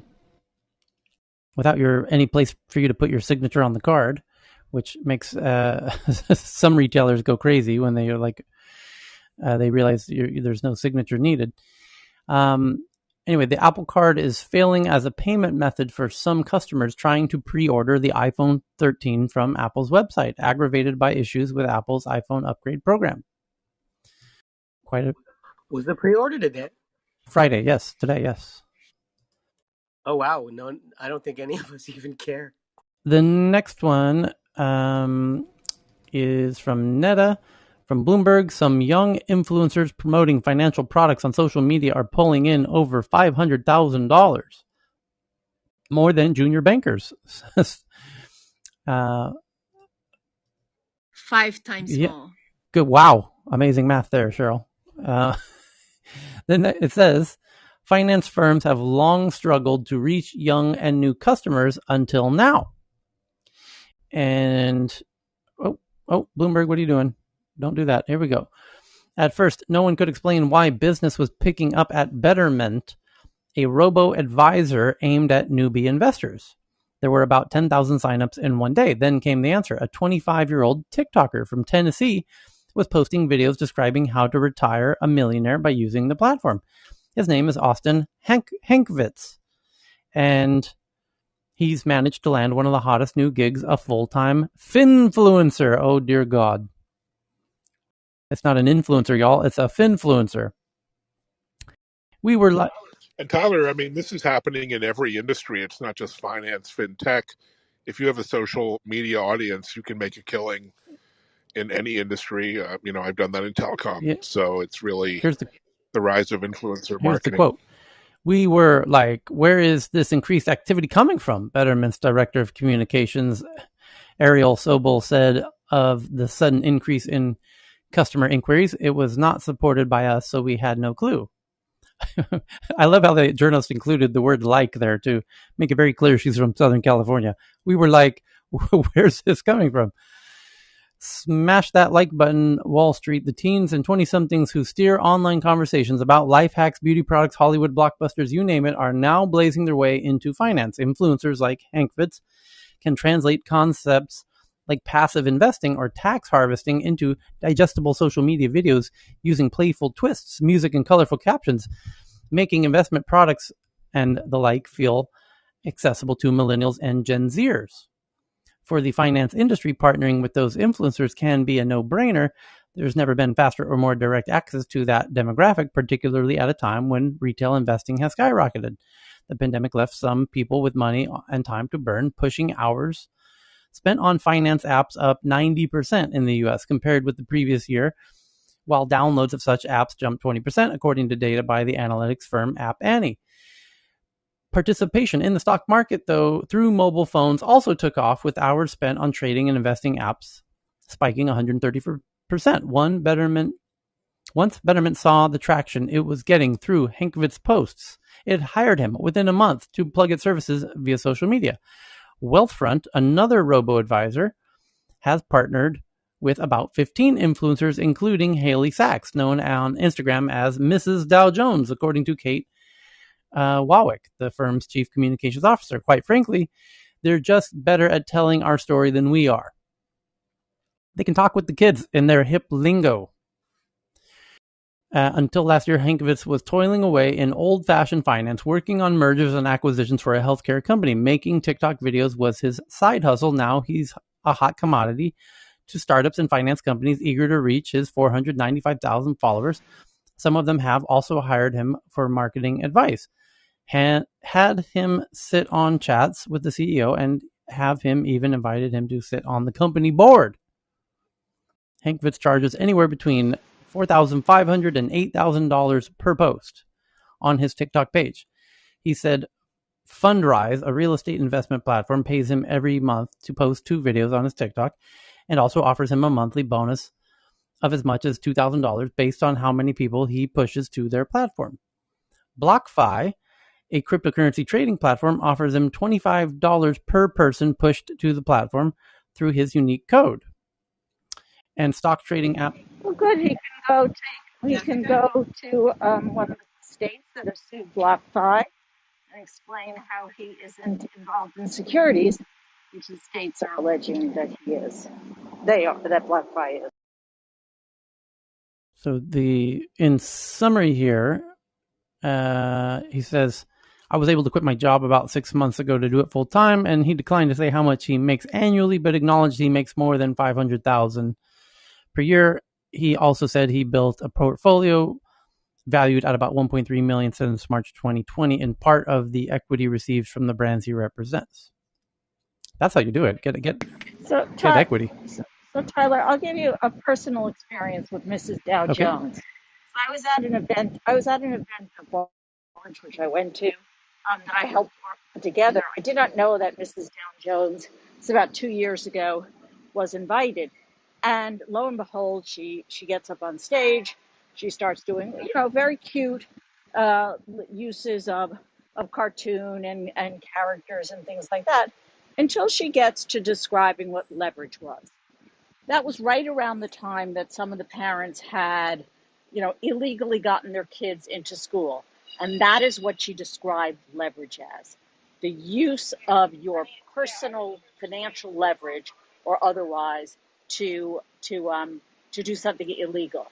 There were a few parents in the audience that were so shocked at this and so upset, and it just shows that many times these influencers really are not clued in exactly on what they're talking about and the hypothetical or analogies that they're using. And there's no repercussions. There's nothing to do except for people to be upset or write a letter. Well, there are repercussions in the sense that this area is governed by the FTC, and you have to have disclosure, and there is illegal behavior that's can be involved with influencer marketing. So there are rules that are just being broken left and right with influencers. So there's a really interesting, this article from Bloomberg has a breakdown of the top finance apps in the app stores from 2019 and 2020 and 2021. The top finance app in all 3 years is Square's Cash App. And it's gone from number 11 of all apps in 2019 to number 6 in 2020. It was the 6th biggest app of 2020. And it's in the first half of 2021, it's the 9th biggest app is Square's Cash App. So that's pretty good for a finance app to be in the top 10 of all apps. Now, non-gaming apps, we should say. The number of finance apps among the top 100 non-gaming apps by downloads in the US doubled between 2019 and 2021. Cash App is now number 9 of all non-gaming apps. It's a fintech app. Number 14 is Robinhood. Then 23 is PayPal. 26 is Venmo. 29 is Coinbase. Notice these are not banks. That's the important point here. The kids are not downloading the Wells Fargo app, the Bank of America app, the, Capital One app. They're downloading Cash App, Robinhood, PayPal, Venmo, Coinbase, Zelle, Credit Karma, Crypto.com, Chime, etc. So, that's kind of the bigger point here. But yeah, finfluencers, dear Lord. So the next article is, let me retweet that one out for everybody from Bloomberg, from Netta, that a new longevity app called Humanity is now available to download exclusively from the App Store globally. Our mission is to help you understand which actions you're taking to slow down or even reverse your rate of aging. That's what it says. Can help you figure out what you're doing that's shortening your telomeres. Take metformin for one thing. So the next one is from Chetna, from The Guardian. It says there's a growing evidence that signals sent from our internal organs to our brains play a major role in regulating emotions and fending off anxiety and depression.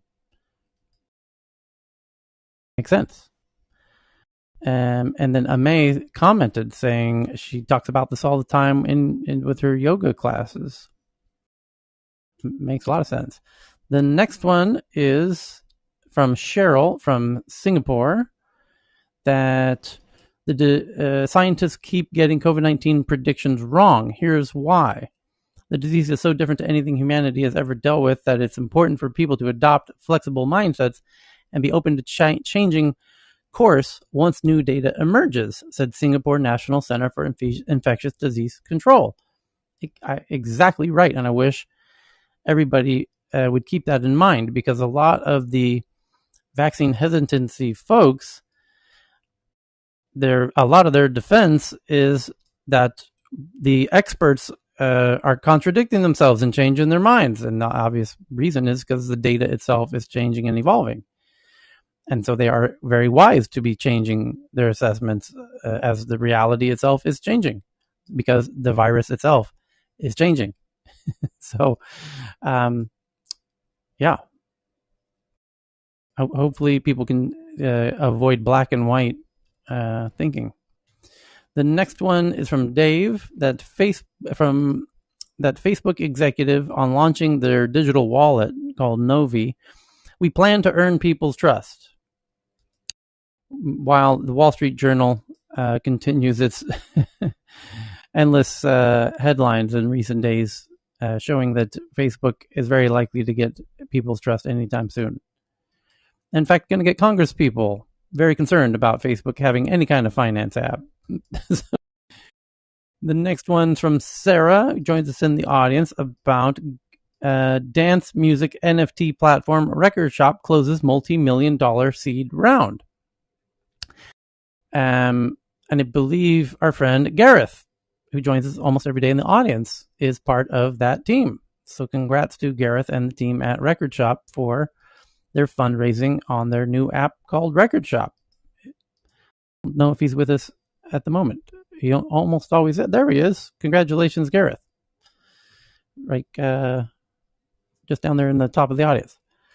So then Gareth himself shares the next one, that businesses put robots to work when human workers are hard to find, argue econo-buffins or economists. Yeah, the robots are coming, and this org wants to use NFTs for a new purpose called activism. How to use NFTs for activism. This one also from Gareth that I just retweeted, and it's a Fast Company article.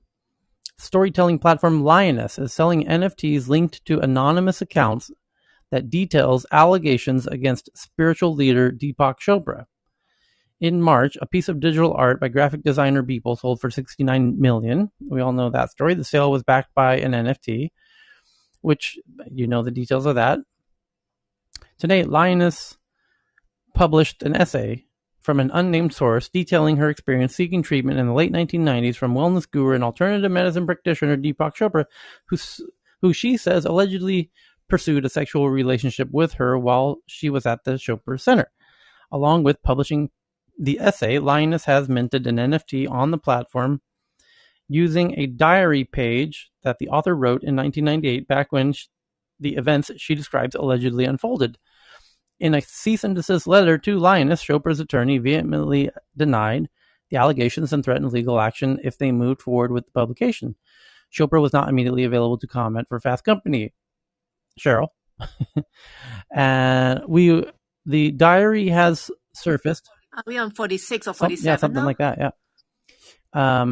The diary had surfaced as Lioness vetted the author's allegations. Steinhorn and Scora felt the page offered both corroboration and a powerful reminder to readers that the real person was behind the allegations despite her anonymity. Here was the perfect visual artifact that illustrated exactly what the story was about. It was written by this young woman who was in her 20s at the time. It's really raw and it feels very authentic to the experience of a young woman who is confused and doesn't understand exactly what she's getting into and is messed up about it. As a small firm, Lioness also had concerns about the potential legal repercussions of publishing an anonymous account with allegations against a deep-pocketed public figure like Deepak Chopra. To help protect both the author and Lioness, any proceeds from the sale of the NFT will be directed into a legal fund for the use in the event of a lawsuit or other legal action. Bidding on the NFT will officially open next Thursday, September 23rd. We're cementing it forever onto the blockchain, and in the process of doing that, hopefully getting a bid that will allow us to continue this work.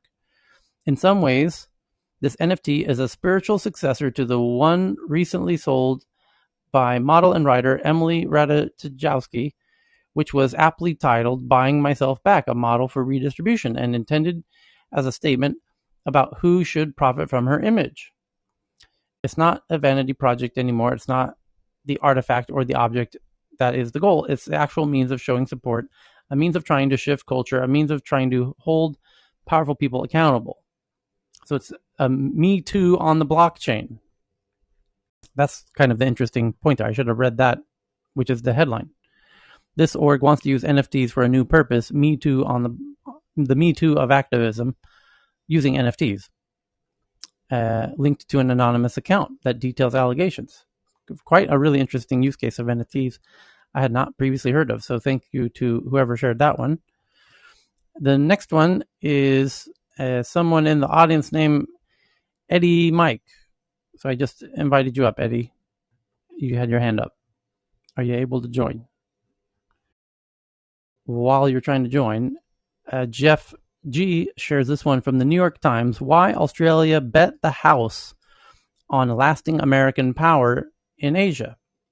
Less than 3 years ago, Australia's leader said his country needs not choose between the US and China. A nuclear submarine deal shows that much has changed since then. And Scott Morrison became Australia's prime minister 3 years ago. He insisted that the country could maintain close ties with China, its largest trading partner, while working with the US, its main security ally. Australia doesn't have to choose, he said. And on Thursday, Australia effectively chose. Following years of sharp deteriorating relations with Beijing, Australia announced a new defense agreement in which the US and Britain will help it deploy nuclear-powered submarines, a major advance in Australia's military strength. With its move to acquire heavy weaponry and top-secret technology, Australia has thrown its lot with the United States for generations to come, a forever partnership. In Mr. Morrison's words, the agreement will open the way to deeper military ties and higher expectations that Australia would join any military conflict with Beijing. It's a big strategic bet that America will prevail in its great power competition with China and continue to be a dominant and stabilizing force in the Pacific, even as the costs increase.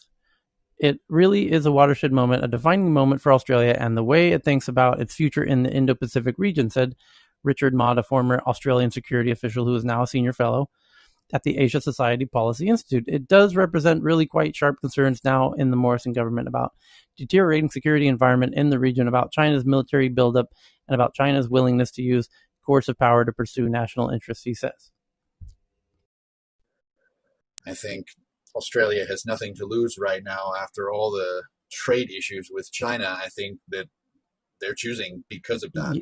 They know that they need to choose one side. Correct. And so Australia made the classic, terrible error of suggesting that the World Health Organization look into the origins of the coronavirus, to which China decided no more trading with you. They banned. Well, my Australian friends joke that the final straw that broke the camel's back was when the Chinese stopped Australian wine. How could they? And then, by the way, New Zealand took over all the wine trade with China. And so 60 Minutes did a deep dive on precisely that issue, where they went and interviewed all the winemakers of Australia and how they feel about the fact that their business has completely ground to a halt. And now they interviewed all the New Zealand wineries and how they're just booming. And they asked the Australians, how do you feel about this? And they said, you know what? Fuck it. Some things are more important than money. And then they interviewed the New Zealanders, and the New Zealanders were like, we don't really need to have a position on this, It's just wine, we don't have to, it doesn't have to become political. And that's why Australia is part of this militarized, grouping of the US and the UK, and New Zealand is not. So, that was a part of that story. But the big part of it was it stemmed from Australia's comment of, the World Health Organization needs to research the origins of COVID, and China said, okay, fuck you. No, we're not trading with you anymore. So that's what the history books will show. And just on the wine thing, did anybody catch a story about Napa was on fire last year and France is flooded this year? So yeah, everything's a climate story. Sorry. Yeah, it's doing farm. That's a great point, David. Farming in general and food security is going to become a super real thing, and famine is going to become a super real thing as a result of climate change. And you framed it perfectly. Drought is part of that, as we read this week. I think it was Monday or Tuesday this week, and Messi or Cheryl will probably recall that it was Ethiopia, wasn't it, Messi? Ethiopia is expecting now 2.1 million people. Is it the north? Yes. It is. I think it is Kenya. Yeah, most of the Kenyan side that's affected by the Yes. drought. But yeah, it could also come to Ethiopia. I think it started like 3 years ago with this big what is that colony of grasshoppers that they were destroying. I mean, a massive one that was migrating from I think Kenya, the whole East Kenya, East Africa, and now the drought is really big and expecting those 3 million people, but mostly is expected to be the most part of Kenya, and I think Mbwana was saying that it might get to some part of like bordering with Tanzania. So yeah. But mostly they are saying is going to be people in Kenya. So those Yeah. estimated 3 The, million the headline people. said Yeah. 2.1 million people are expected to face starvation. I had a friend of mine who actually contacted me a couple of weeks ago, and there's this team of young guys in Iran that have created this. I mean, I don't know much about the background of agricultural stuff, but they've created this new technology, and they've been kind of working on it for a few years, and now working with some universities there. That I saw some of the videos, and that they're some kind of a new technology mixed with the compost or whatever they're using is able to help farmers who have drought problems, because there's a lot of problems inside Iran in certain areas that they were able to, they were showing it, and they're saying that using this material that they have come up with, the farmer was saying that it looks like, you look at my trees or my farmland here, and it looks like they've just been watered at least 20 days ago, when in fact the last time they've been watered was over 100 days ago. So they're having the same kind of equivalency. I thought the technology and stuff they sent me was really fascinating. They were just trying to figure out how they can kind of bring it outside and share it with the world outside as well. Hmm. The That's the very funny part. Like, look at Israel, right? With little water, how they could do really well. Even Egypt, Blue Nile goes to and ends up in Egypt and feeding the entire, Egyptians. And they are effectively using the irrigation. So to me, it's like, what are these all aid organizations most of the time that I complain about all the time? They're pumping in, like, I mean, trillions if you look at into the 2-3 decades of aid coming into Africa. And usually it's like you run around feeding into people.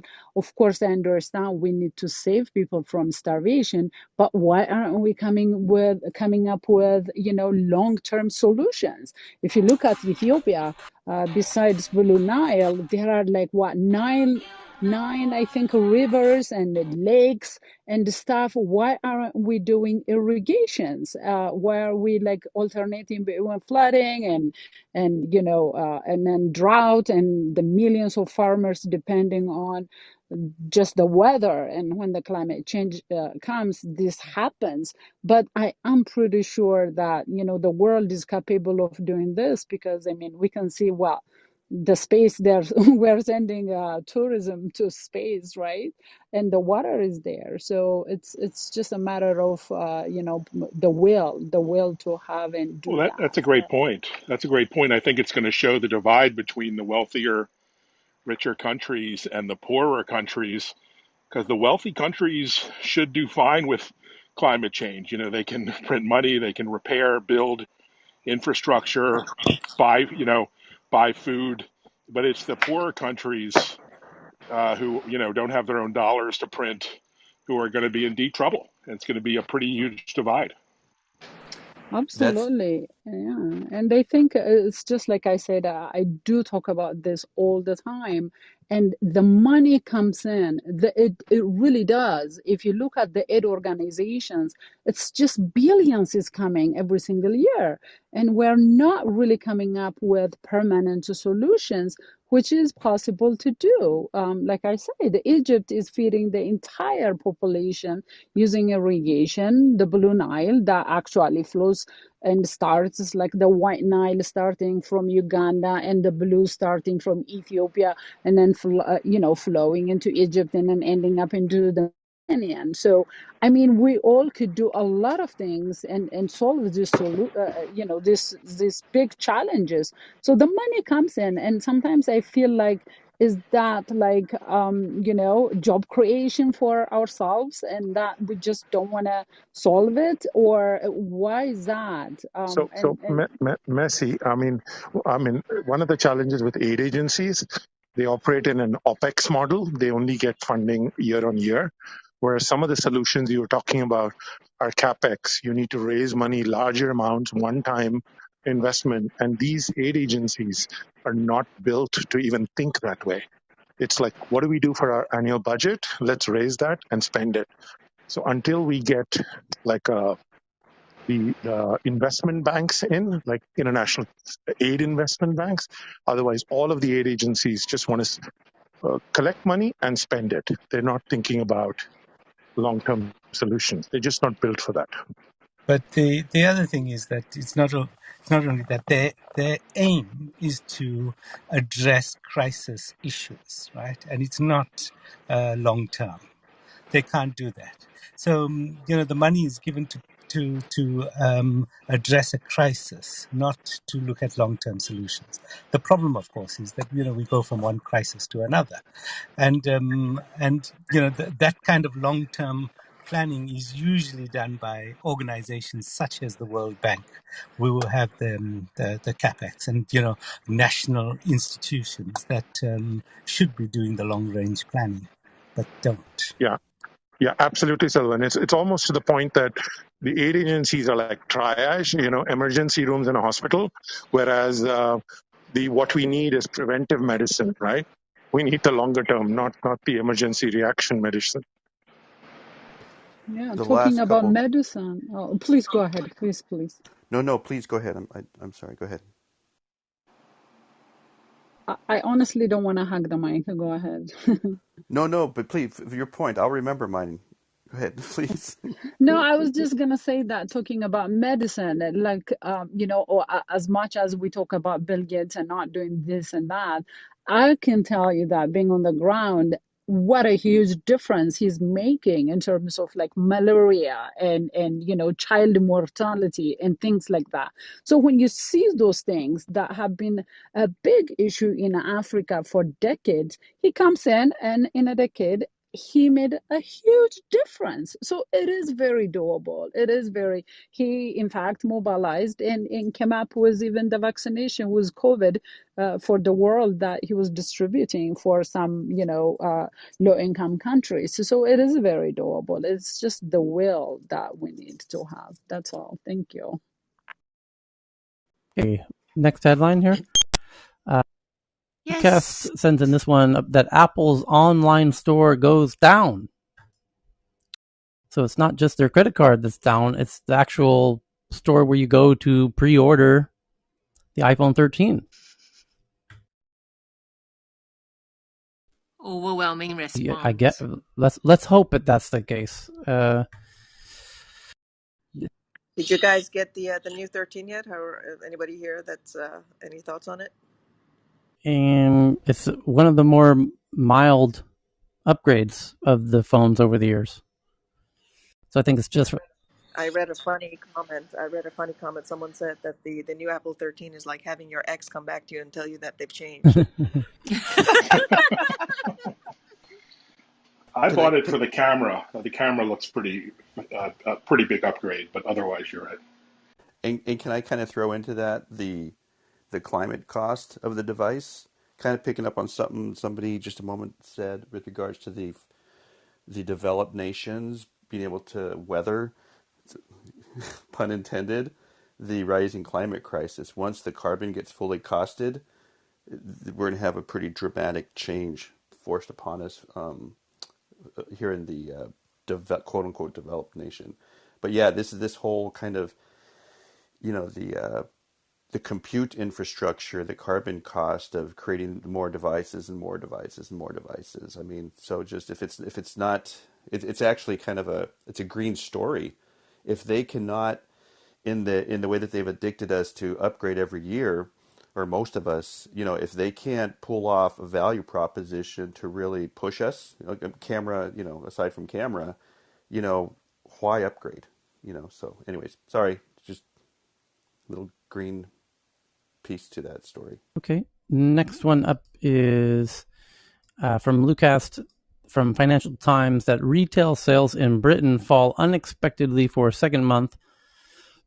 August's 0.9% decline misses forecast of a 0.5% increase and raises concern for the pace of the UK recovery. And also from Lucas from The Independent in the UK that Hungary reveals a statue honoring mysterious Bitcoin founder Satoshi Nakamoto. A bronze statue was unveiled in Hungary's capital on Thursday, which its creators say is the first in the world to pay homage to the anonymous creator of Bitcoin. And there was quite a turnout for the unveiling of it, which I saw a video of. And the next one's from Willie, who joins us in the audience. He joins us from Germany, and this is from Germany's leading publication, DW.com. The headline reads, Chinese property giant close to collapse. China Evergrande, once the country's second largest real estate developer, is drowning in debt. And the stock price is down nearly 100%. So it's nearly completely gone. Some 1.5 million people have put deposits on new homes that have yet to be built. Collapse could be catastrophic. And George Soros is rubbing his hands and licking his lips. Oh boy, good times. Is there going to be a Chinese buffet for Mr. Soros?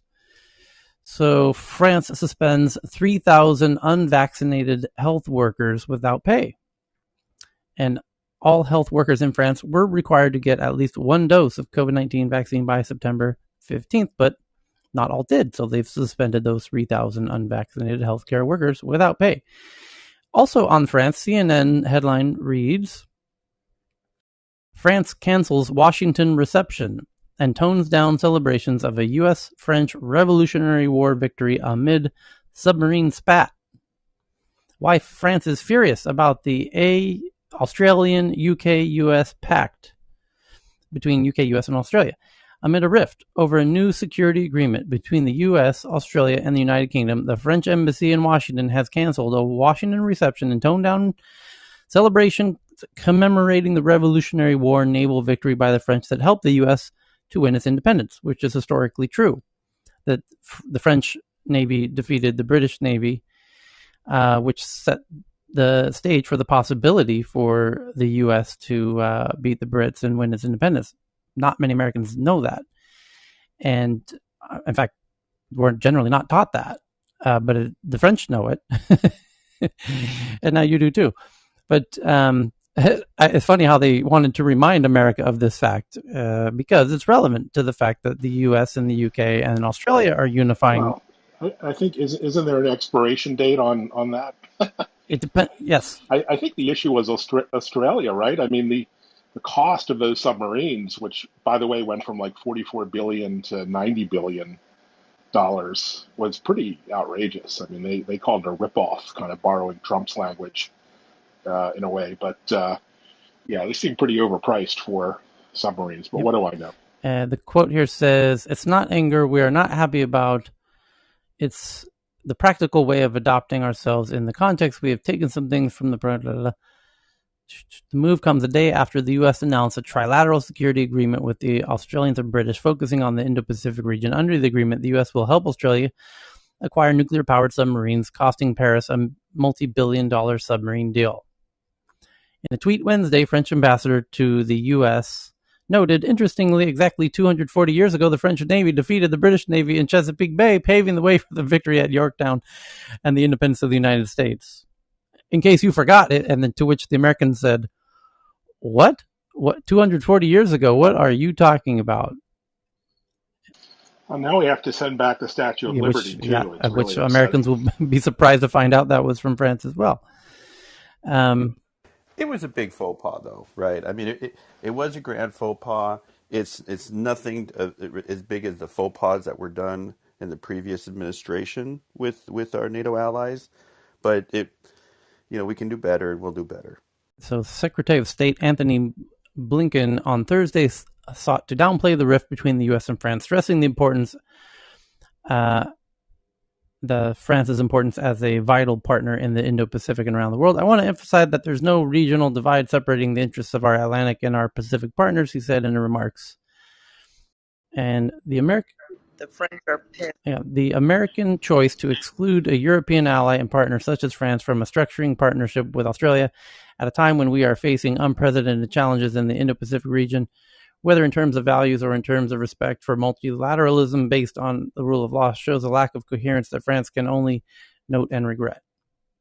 I got to admire their being forthright in sharing their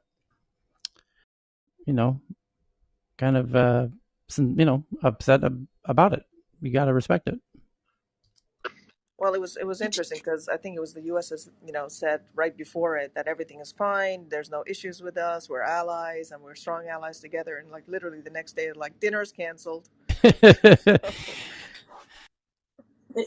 But doesn't it seem I think this is something that they were not only as Evan said, I think there was not just the issues of the prices, which did really go up higher. I think Australia also had some concerns on the security issue. So I think they were kind of looking into, getting out of it anyway. But then when this happened, it just got worse.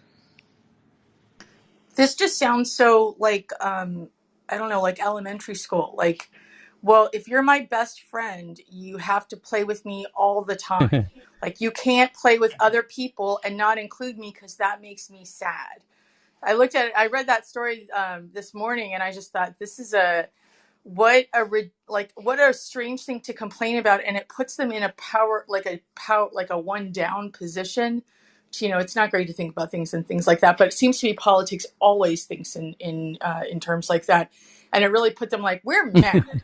And the dinner canceled thing that Nina was saying, like, it's totally like, I mean, it was, I'm going to take my ball and go home.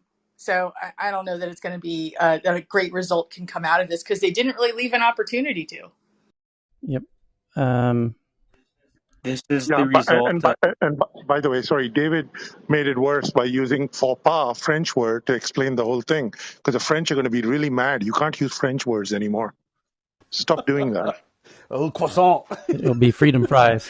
Freedom fries all Ooh. over again. My God, you guys remember Hey, exactly? look, I was just going to say freedom fries. Or do you remember when everyone in New York, it was back then, everyone's like, we're going to boycott French fries because we're pissed off at them. I mean, it was just so stupid. But yeah, a lot Yeah. of that. Well, I'm like 1/32 or whatever French, thanks to some soldier in Mexico generations ago, and I would just say "Vive la France," and I try to defend France. This is going to be one of the, like somebody said, like a little spat as the NATO rock band gets back together, right? So it's on to the next little spat, but it's I just that's the I way I look just at it. But part of it is just the consequence of the UK leaving the EU, right? Post Brexit, there's no obligation to include any other EU countries in multilateral deals that include the UK, where previously there was that sort of implication because what happened with the UK impacted these other countries. So a multilateral agreement that doesn't involve any implicated EU countries wouldn't naturally try to include them, right? These are all independent countries that have nothing to do with the EU bloc. I think this is, it's just one way the world is changing. And as affiliations change, this is the kind of thing that happens that we have to expect, especially as people start working independently with the UK. The rest of the EU is very comfortable with the fact that anything that happens with the UK gets imputed to the rest of the EU, and that's no longer the case. One of the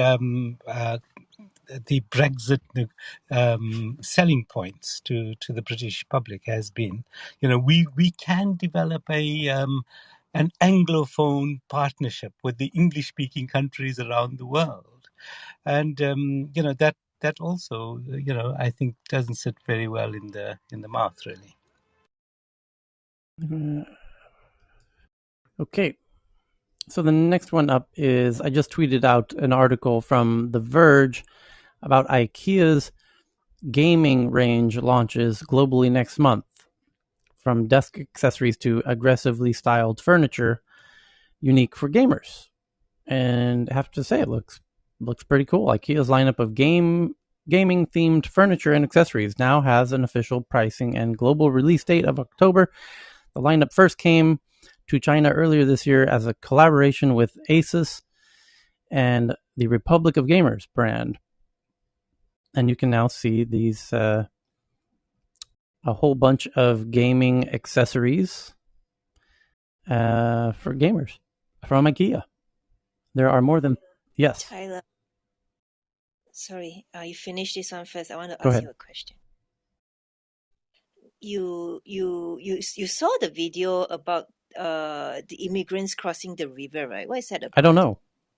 Does anyone know what's going on with people trying to cross into the U.S. into Texas from Mexico? Yes, that The there's a Haitians, the 10,000 Haitians. people now in that at the border with Mexico, and most of them are Haitian, and they're totally overwhelming the facilities right now, and so they're trying to deal with what to do, because they're not Mexican citizens, right?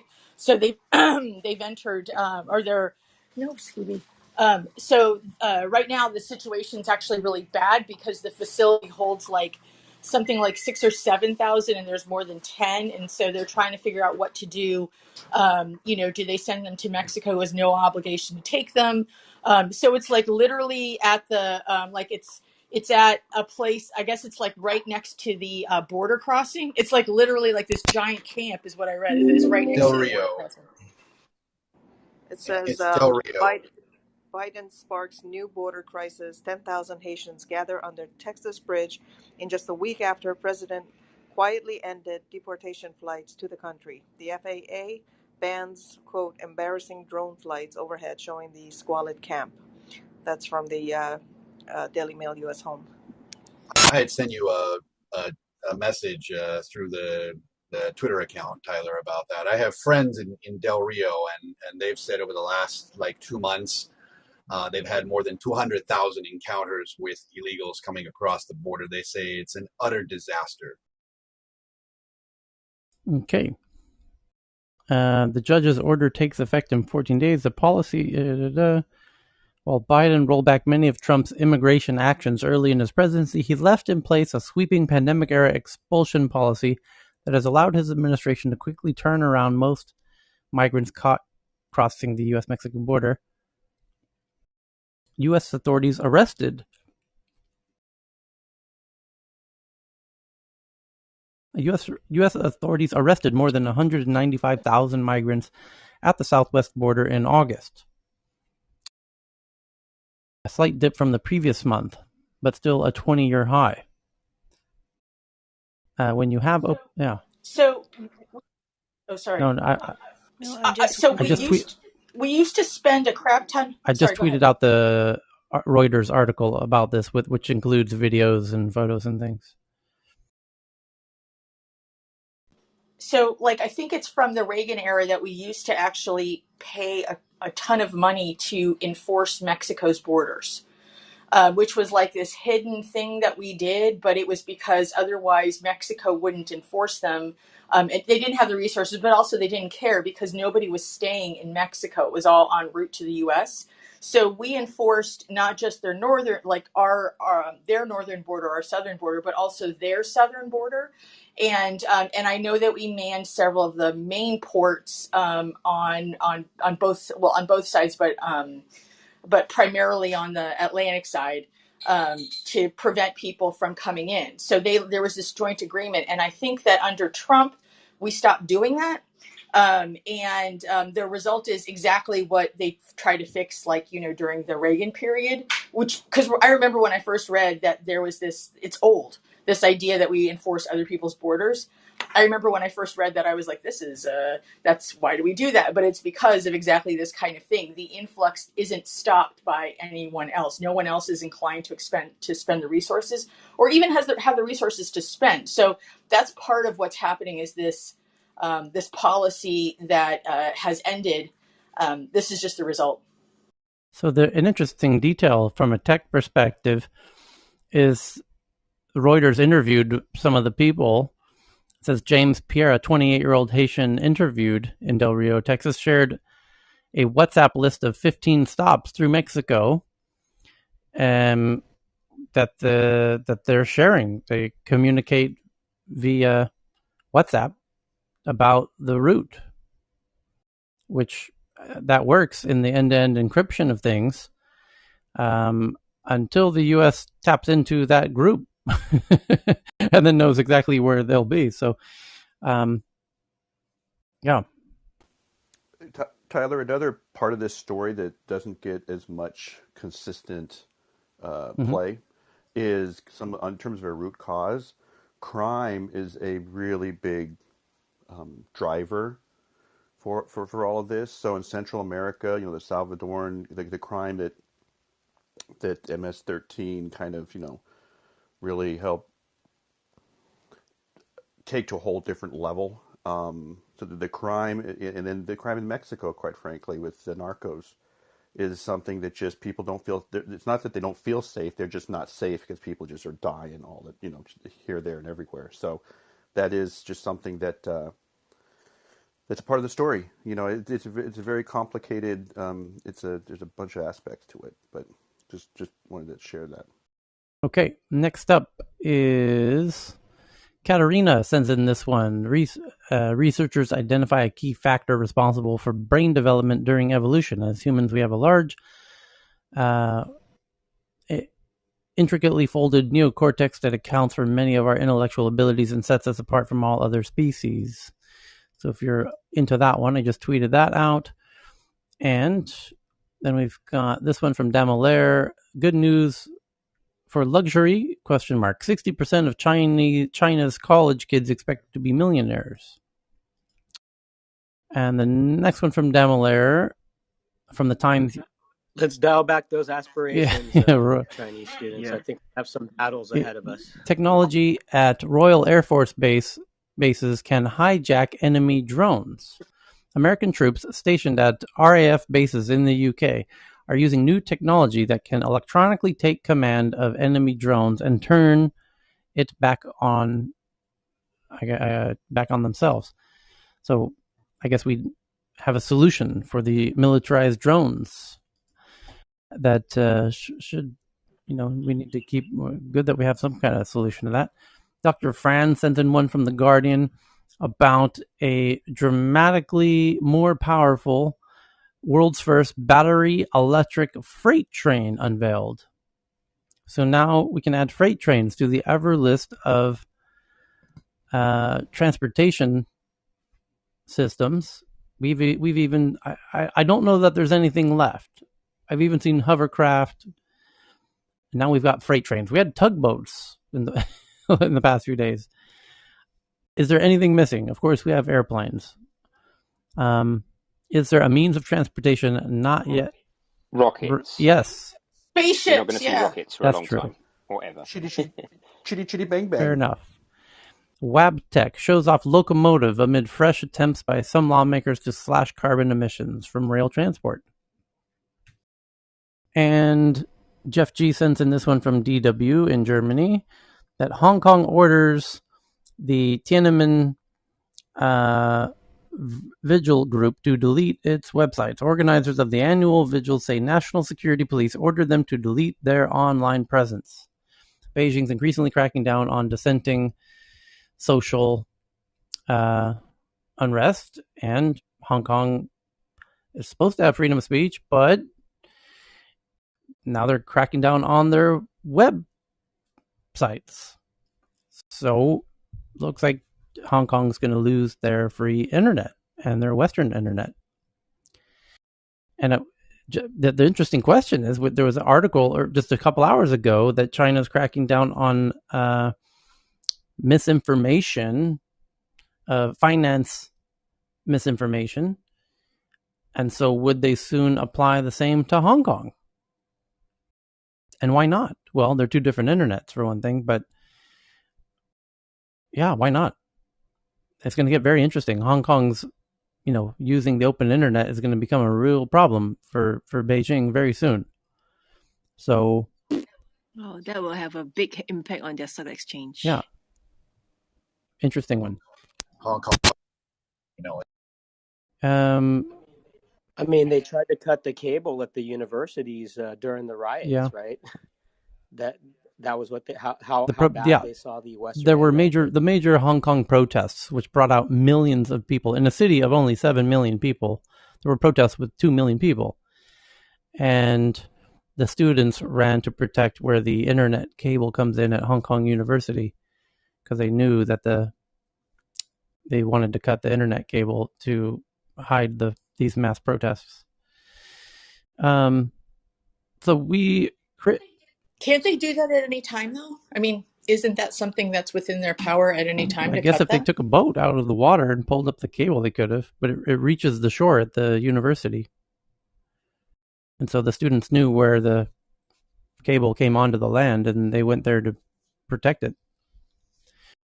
Just, I mean, they barricaded themselves.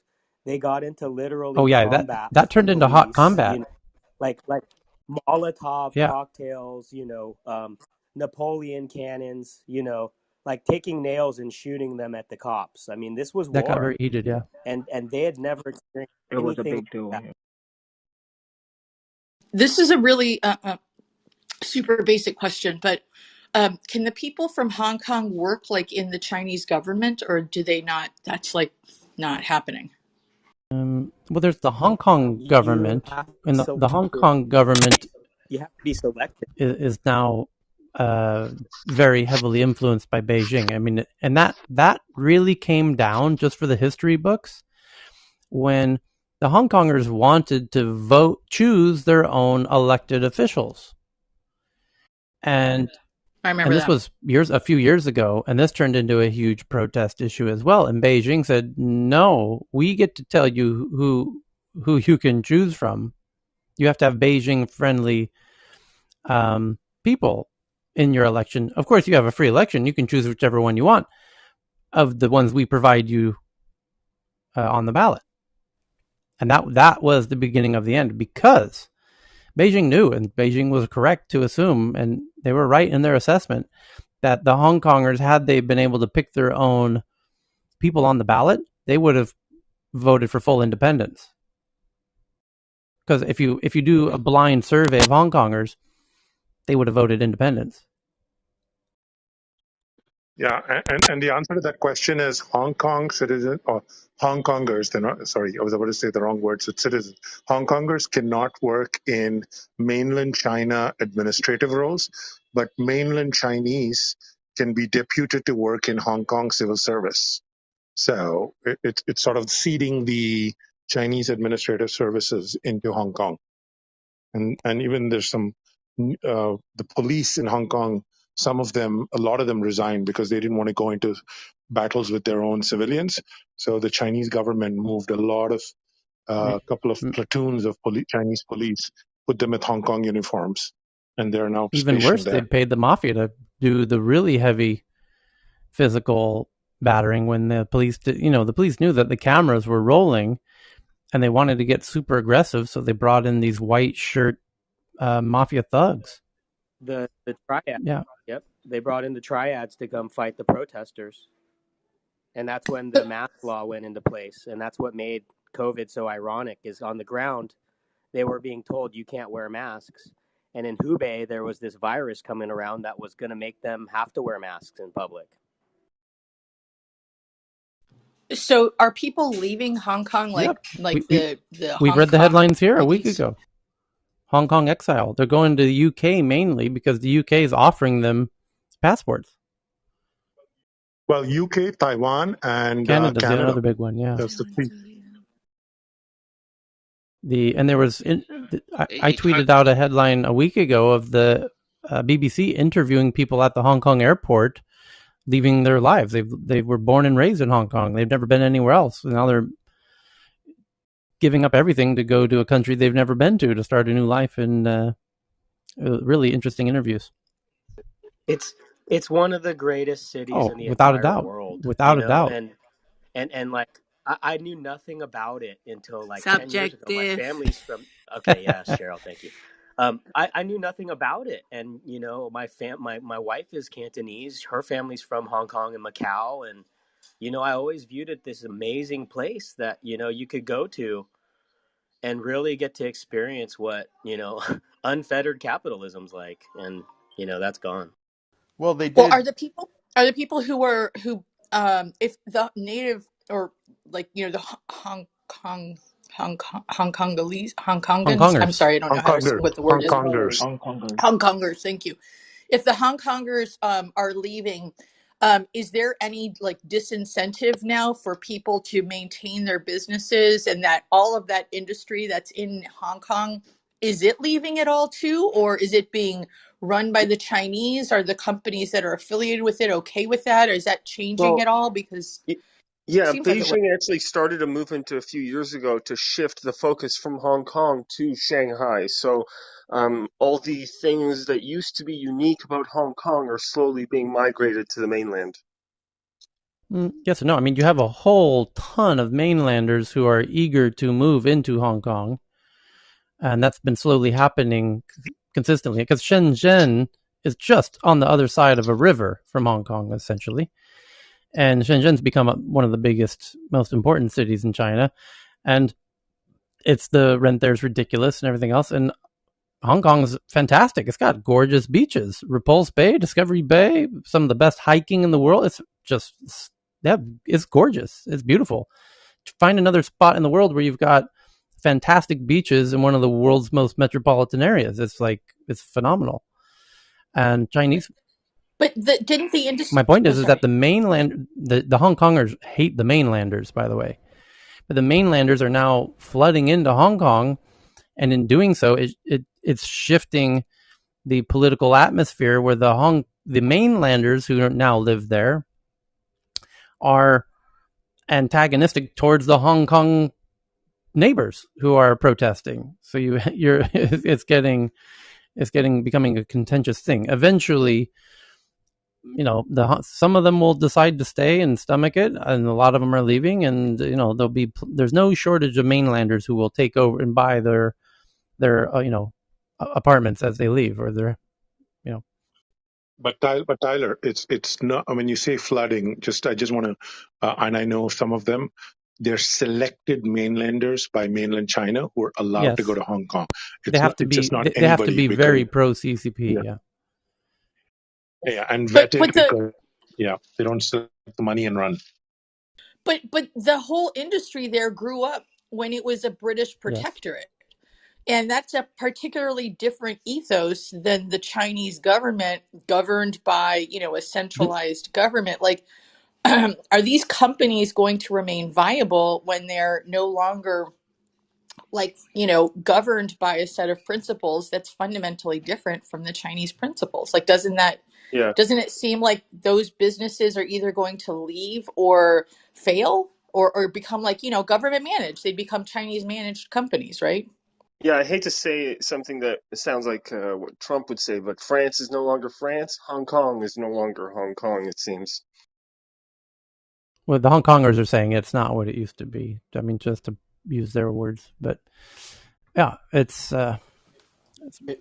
One other thing, part of the picture is, the Hong Kong exodus that happened a couple decades ago helped fuel Vancouver, Canada, to be just a really vibrant, often voted the best place to live in the world. So open your arms, everybody.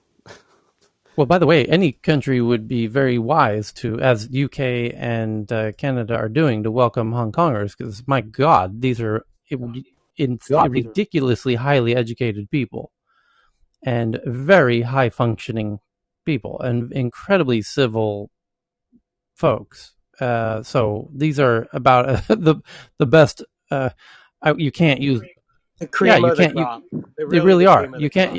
You can't use the word refugee because it paints the wrong picture. But like to have Hong Kongers, any country is going to be incredibly fortunate to. I think the UK offered up to 3 million, if I understand correctly. Well, the Comparing. U.S. likes them Yeah, white, right?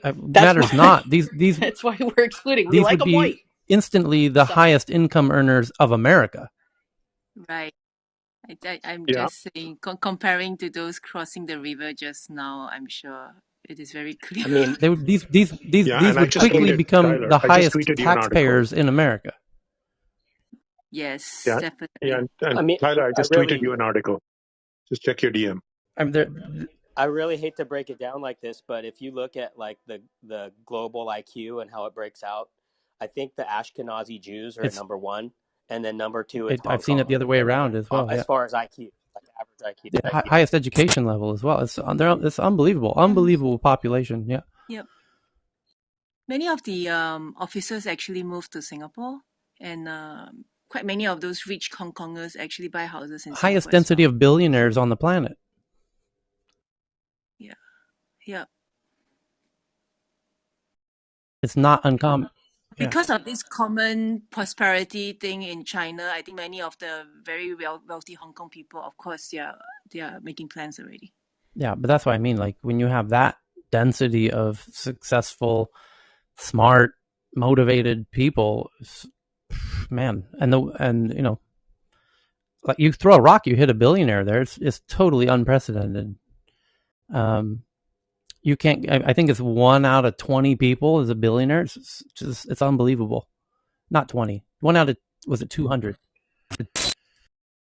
Still very unprecedented level. So, I think Chris, We're gonna go start the med go do tech it. room now. We're gonna do a deep Yep. dive on healthcare and Yep. And Japan could become partner nation on UK-led fighter effort. United Kingdom, Sweden, and Italy are jointly developing cutting-edge technologies to feed into the future combat air system effort. I just tweeted that out. And a weird newfound material formed in the first atomic bomb test. A material formed in the wake of the first atomic bomb test contains a strange material that is ordered, but that is not standard crystal. I guess that makes sense. You can expect some weird shit to come out of a nuclear bomb blast. Great, we've entered the Marvel universe. Exactly right. Don't get where. Yeah, exactly. This is how the X-Men started. What else? There's a whole bunch. I have 3 more hours of tweets to get into. There's Evan found an amazing video of a killing drone. What a wild video that is. So just tweeted that out. New Jersey to pull 182 million out of Unilever over Ben and Jerry's and the Israel issue. But this is so weird from the New York Times. After Ben and Jerry's said it was no longer sell its ice cream in the occupied territories, New Jersey invoked a law that prohibits public investment in companies that engage in boycotts. Oh my lord.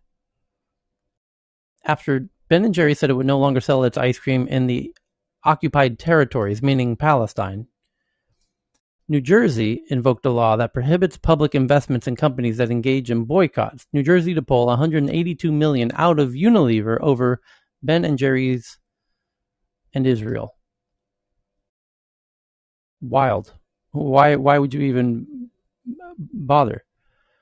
New Jersey has become the latest state to announce plans to divest from Unilever that owns Ben and Jerry's over its decision to stop selling ice cream in Palestine. The state's Division of Investment sent a letter this week to Unilever, the parent company Ben & Jerry's, whose American headquarters are in New Jersey, explaining that the state law passed in 2016 prohibited the investment of state pension funds in businesses that engaged in boycotts. To which the right move is to move your company across the river there. Amazing news. Okay. Well, the main reason it's located there is because of the ports, right? Fair enough. So, does Chris have his room open? I'm not an admin, so I'm waiting to see if Heyman can open it up. I think you can, Chris. No, I don't think he can. He's Heyman just opened it. It's called Healthcare System.